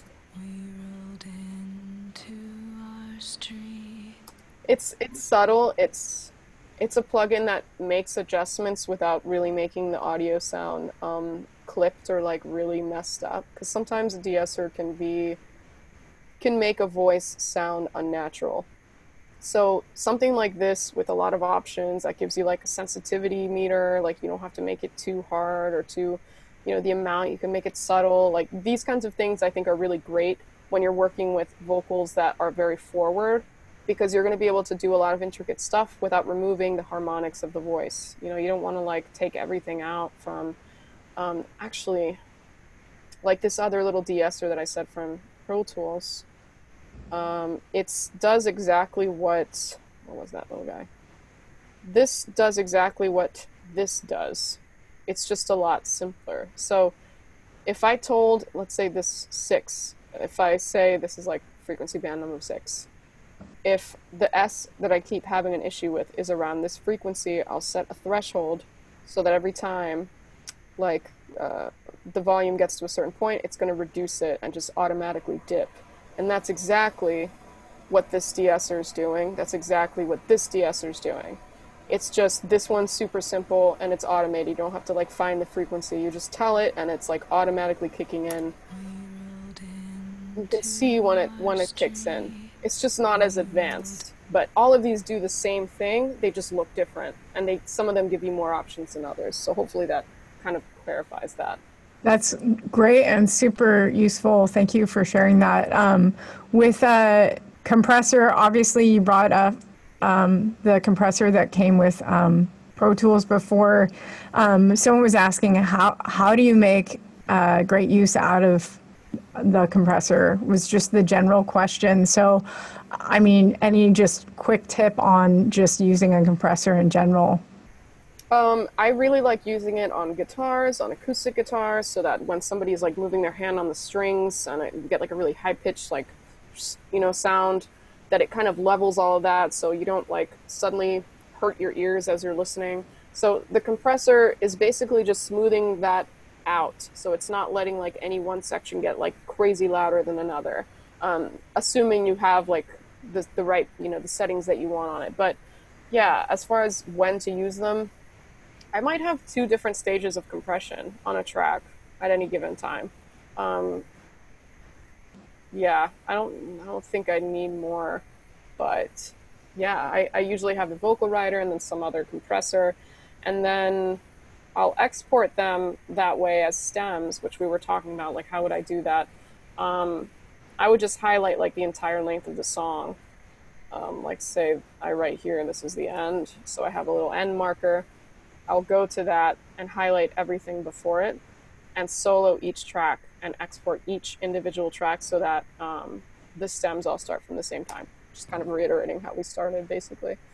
But that's how I would send stems. And then for the master session, the same thing. Just highlight everything, make sure nothing is muted or soloed so that everything goes out, and send that to the mastering engineer. Awesome. To continue on with like with vocals and the chain of effects that you had before, would you consider those your go-tos in terms of vocals? Is there anything that you religiously do on every mix? Just to share with everyone. Yeah, I'll either use this H delay, or if delay isn't really appropriate, I really like using this Renaissance reverb plugin. It's an old one. It's from Waves. It just sounds really great as far as the plate emulation goes, like doing a vocal plate plugin, or setting rather. I think it sounds beautiful, and I'll use that all the time. So I think this Renaissance reverb one, a Waves plugin, vocal rider from Waves, H delay from Waves. I think early on I realized that they had really affordable sales on their plugins, so I slowly got a couple of kind of notorious plugins, and I really appreciate that they're a company that has those sales, so I like them a lot because that's over time why I have the plugin list that I have. Awesome. I'm going to combine two questions together because I think they go hand in hand. When you produce and mix a song, what are some ways you try and separate yourself from the production before returning it to it with fresh ears? And also, man, where did the other question go? Sorry, you guys. Okay, never mind. That's the one question we got. Okay. Yeah. Okay, let's see, stepping away from something. If I'm kind of hitting a wall mentally, or getting like ear fatigue, basically like if I just can't tell if something's good anymore because I've been working on it for like 6 hours straight or something, honestly, I just stop listening. I just turn it off, I close it, I'll like watch TV or something. I won't listen. Like I'm not gonna A/B in that moment because I'm brain dead. My ears aren't like being honest with me. So that isn't the moment that I'm gonna like pull up like my favorite track and be like, how does this compare to like, no. Don't do that to yourself. You're gonna go crazy and be really disappointed. So just like walk away for a minute. But I do like having a reference track. Like I do like having during the mixing stage, choosing a song that's in a reasonably similar genre that I really like the production of, and just having it like on Spotify on deck so that if I want to listen and say like, what am I missing? What's not working? And then maybe I'll listen to something and say, you know what? That sounds really open. Like they really didn't put a lot of reverb on everything except this one thing. And maybe that's why it sounds so clear. I might like tinker with it, but for the most part, give yourself breaks and come back to things, even if it's only 15 minutes. Like take a walk around the block and come back and listen again. I think just perspective is always good. Awesome. Someone was asking about how to add stereo depth without plugins. I think that you kind of already addressed it in the panning, sense. Is there anything else that you want to quickly add to that? Yeah, there are plugins that I really like that do, where is that thing? Soundfield. Autopan is pretty awesome. And it's gonna basically automatically pan everything left and right. And you can tell it like how wide you want that to be. Like this setting is basically all the way to the left, all the way to the right. If you want something to just kind of be like subtly moving, you can adjust how far you want to move it, and you can adjust the speed, you can adjust, like, what is the sine wave thing? I don't even know. Yeah, all kinds of settings, but I think this is a pretty useful plugin if you really want to, explore using panning creatively. I think auto pan is awesome. I don't even know who makes it, but yeah. That is cool. I have never even personally heard of that. That is very cool. Now, if someone wasn't using any plugins at all, You can do the same thing manually. Yeah. cool. And yeah, so you guys, there's a lot of things that you can do in terms of just trying with the panning and creating depth without even having plugins, as Ron is demonstrating. That just did the same thing, basically. Like, you can just draw it all in and click pan left and then pan right and just do the same exact thing, just manually. That plugin just makes it so you don't need to use this pencil thing. But yeah. Awesome. Quickly to address someone's question, like about compression on drums, when you have a track of drums, for example, and you want them to pop more, what are some quick tips that you do? The first thing I would do, because I never really these days work with acoustic drums, which I know is crazy. I know, I'm a drummer. I'll just open a plugin and start tinkering with their settings. I know that this compressor, the one that comes with Pro Tools, has like specific settings for drums. So I would probably start experimenting, seeing That's like, a very good point to bring up. I'll be like, what is it that's not working for me? And this says like kick tight, kick thump, hard limiting. There's a snare compressor, a steamroller, toms tight. I will just explore those. And if something sounds good but maybe too extreme, then I'll just work on the plugin and kind of make it more subtle or adjust the threshold, adjust the attack, things like that. But if I'm not sure why something's not working for me, I'll definitely just tinker. Awesome. Okay, I'm going to ask two questions that I definitely think go hand in hand and also step us away from the technical side. But how did you find your confidence, and when did you consider yourself a professional mixer? And this is like such great questions, you guys. Really awesome questions today. Professional mixer. I was really bad at mixing for a long time. I think it was very hard for me. I didn't understand why things weren't sounding good, and I didn't know what it was that I didn't like. I mean, it was like the first 2 or 3 years that I started learning to record. I was just like, I'm a tracking engineer, I don't mix, because I just didn't, it wasn't clicking with me mentally, like how to do it or what I was doing. Everything felt really overwhelming.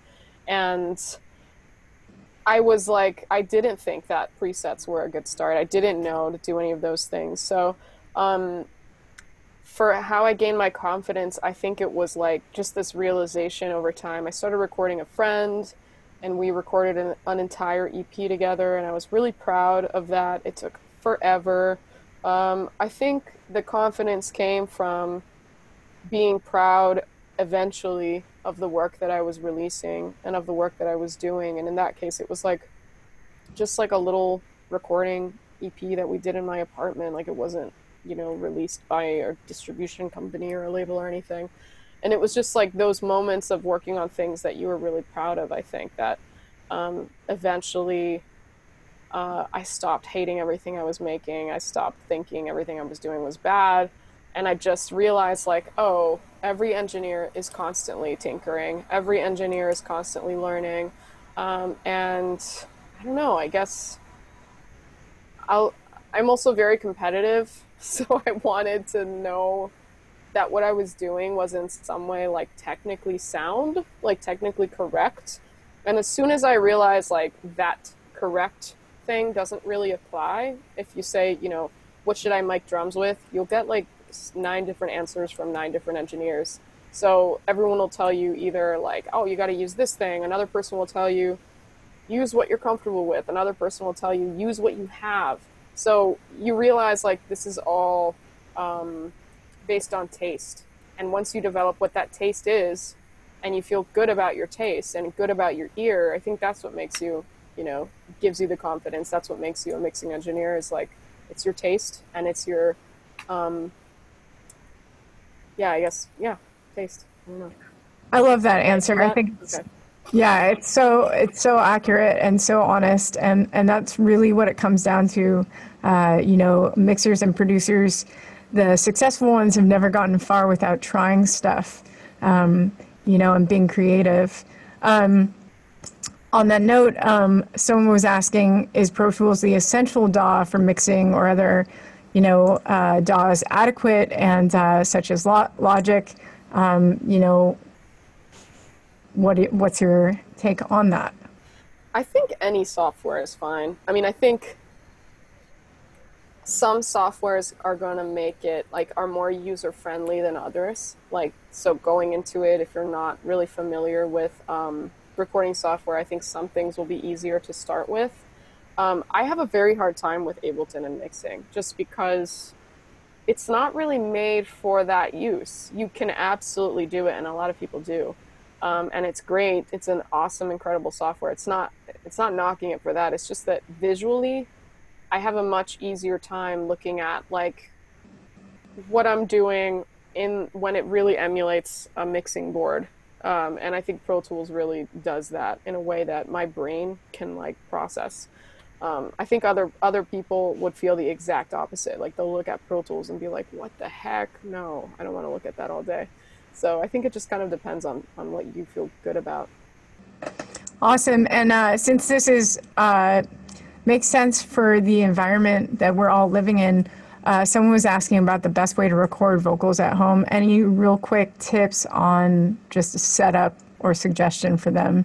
Yeah, actually, what you have behind you, like, looks like nice sound panels, but you could also emulate that with, like, blankets. You know, if you're recording something at home, kind of stand in a corner, put blankets, you know, around the corner, put something behind you if you have, you know, somewhere to hang things, and just try to kind of put soft, cushy materials to make your room not have any kind of, like, reverb. Like, you don't want it to sound like you're in a church or anything like that when you're tracking. You want it to sound, like, as dry and clean as possible. So my advice is, like, record in like weird ways. You know, make your walls soft for a day, whatever you got to do. You know, put a carpet on your floor if you have a wood floor, or tile or something. Whatever you need to do to dampen the sound. Awesome. Very great input on that, especially, you know, being able to capture the vocal as dry as possible and then add your effects on later.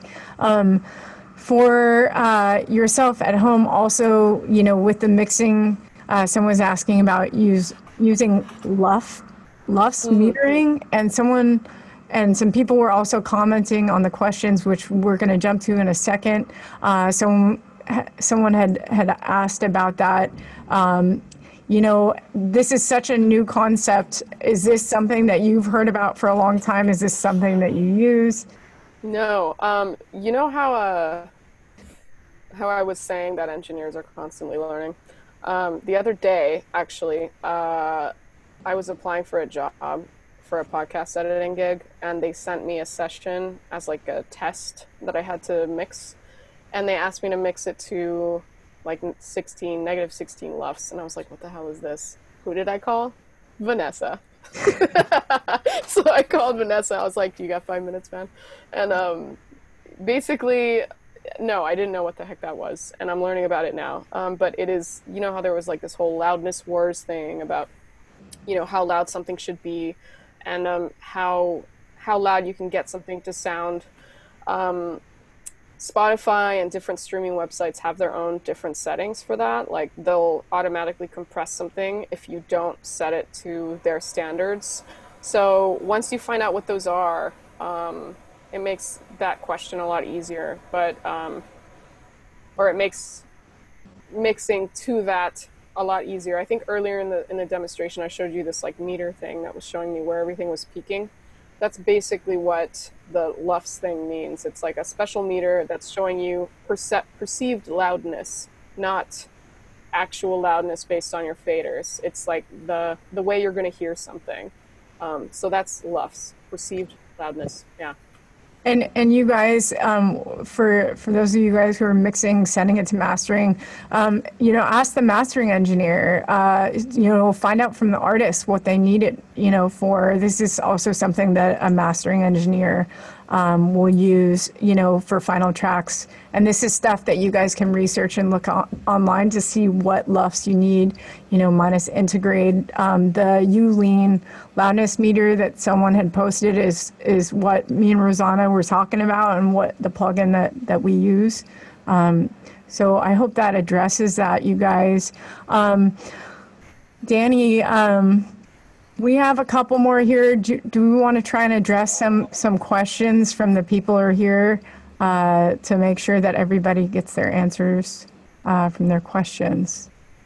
Yeah, we had a couple questions that were happening while Rosana was going through everything, and some people had actually answered it in the chat and added other links. If anybody wants to post a question into the chat now, we can address that too. Yeah, and thank you guys again for tuning in and being with myself and Rosana, who's been awesome and kind enough to take us through, our session here today. And then again, Danny, Female Frequency, and Carrie Keys from Sound Girls. So happy to be here and to help provide this information for you guys. I threw my email address in there. I tell people I've offered in webinars, like if anyone ever has questions or if you want input on a mix or something, shoot me an email. If I have time, I love helping with stuff like that. I have a few people who are like still in touch with me from other workshops. Once in a while will send me something, and I'm always happy to give input. So yeah, or if you have some weird question about, you can't decide between a few different plugins and you're really confused about what they do, I love geeking out about that stuff, so feel free to hit me up.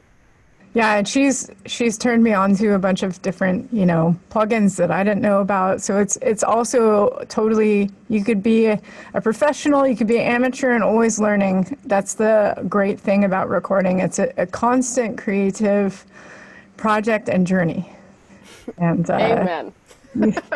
Yeah. All right, so I'm going to try and address one more question to see if anybody has asked any questions that haven't been addressed. Actually, two questions. Do you automate EQ on every song?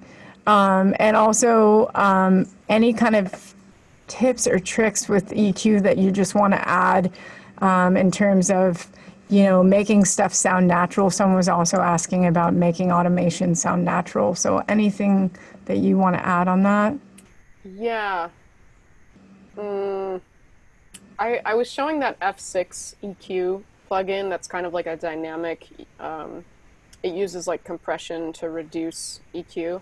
That can sound really harsh if you don't have subtle settings on it. So I think it's just about that. Those are the moments that you just have to listen, and also listen in context, because if you can hear it when it's isolated barely, you're probably not going to be able to hear it when all the other instruments are in. So I think it's kind of finding what that balance is for you. Like, how much do you want to tinker with something? How much do you want to manipulate, someone's voice? How much do you want to manipulate a guitar? What's appropriate stylistically? All that stuff kind of matters. So I think sometimes it totally doesn't matter if you squash something, if it's electronic music. So it just depends. Awesome. And yeah, I think as far as our questions, I think that we've addressed most of them here on this side. Danny just asked about mics. Yeah, somebody just posted that on the Facebook post. Yeah, microphones. Okay. Versatile vocal mic. Okay. All right. Also, what mics do you have at your studio?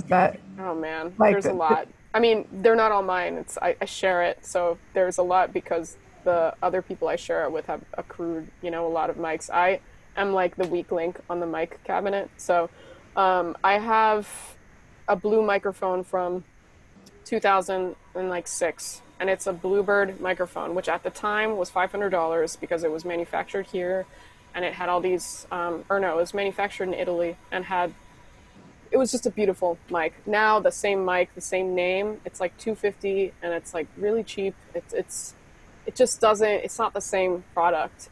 So I wouldn't recommend getting it now unless you can find a really old one. But they do have great microphones, Blue microphones. It's just, they're kind of pricey.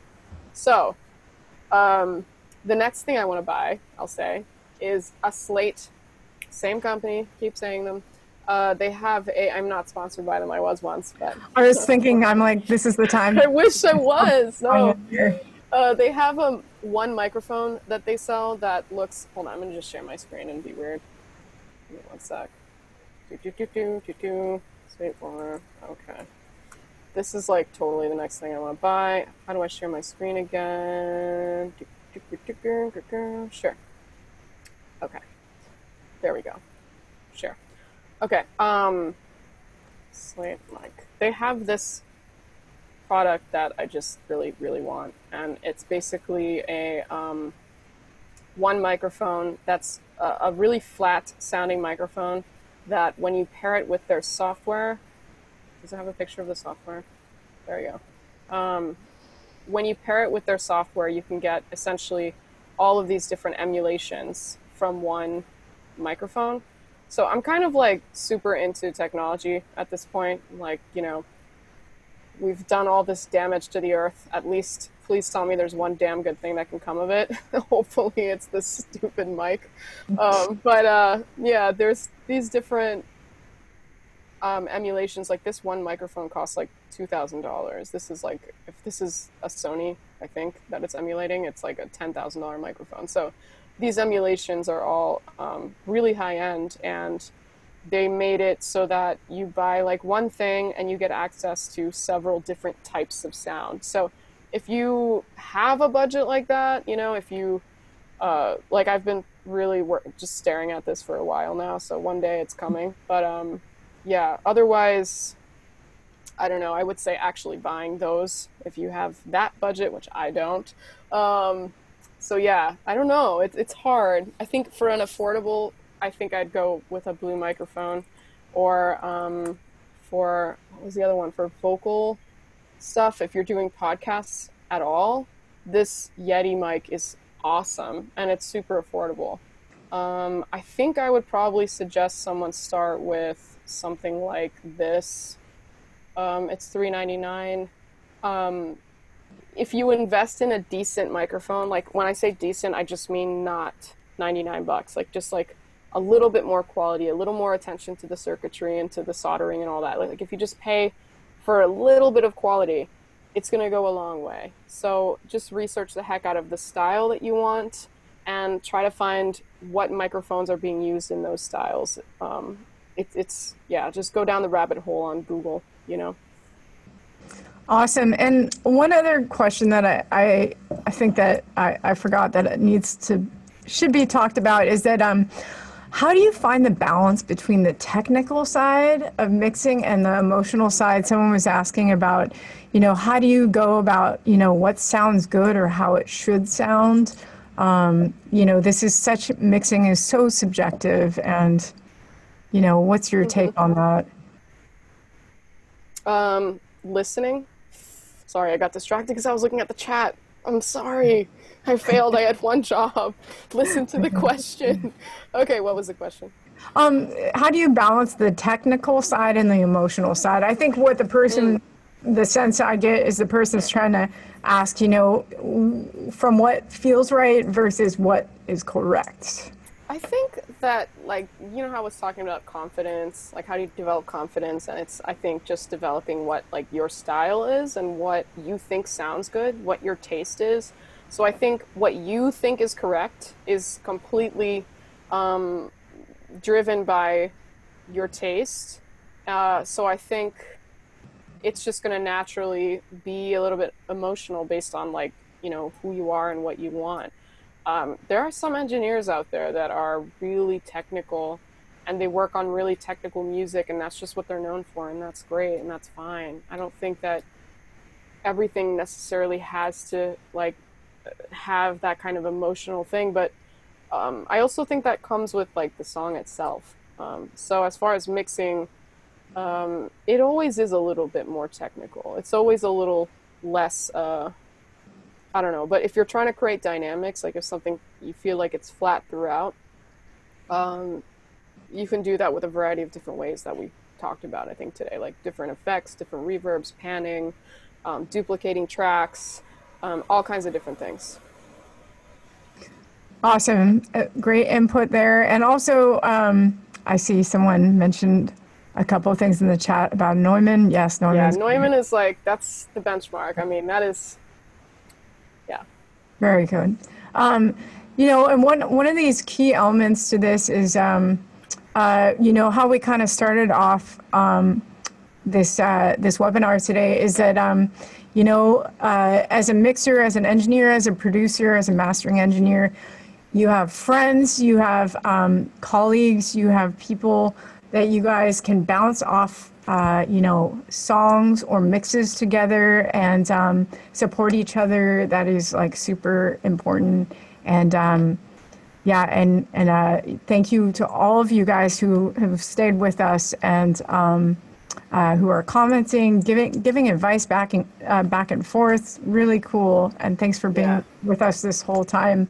But yeah, unless anyone has any last questions, I think this about wraps us up. And thank you again so much to Rosana for sharing the track, Anakita's track. I'm going to say one last thing. No. That as far as like, you know, how do you become a producer? How do you find clients? All that stuff. Being a part of a community like Sound Girls or finding whatever your community is, I think is 100% important. And also not seeing your peers as competition. You know, see your peers as colleagues. It doesn't matter if they're an acquaintance or not. If you know someone's a producer, you met them through someone else, like don't feel, how do you put it, like threatened by them at all. Like don't go that route, because it's just such a small world. You'll end up running into some of the same people. Those people will give you work. You know, that's how I am here. It's just from having made a lot of friends, like genuine friends. And people are always like, oh, network and go to these networking things. Fine, but just don't see the people around you as your competition. You know, don't see especially the women around you, like uplift each other. Do not get weird. You know, we have to be there for each other 100%. So well put. Honestly, if I had a job that I couldn't do, I would hand it off to Rosana in a heartbeat. I think that, you know, what you've said is so good, and this is what I think Sound Girls really stands for, and the support, you know, even with female frequency, it's all supporting, you know. Mm-hmm. But yeah, any last words before we pass this back off to Danny? I'm good. You guys, thank you so much for being here. Carrie, thanks for supporting this. And yeah, Danny, thank you for helping put this together and hosting us. Thank you. Thank you so much for moderating, and thanks, Rosana, for being part of this. Again, if you want to sign up for the scholarship that we mentioned, we'll share the link again on Facebook, and the applications for that end on October 10th. Thanks so much. Thank you, guys. Thanks for everyone who's tuned in. Thanks for being here with us tonight. All right. Have a good night, everyone. Thanks, Vanessa. You slayed it. You too, homie. Slate onions, man. Slate, man. Slate. Oh, God. Bastard. Slate it.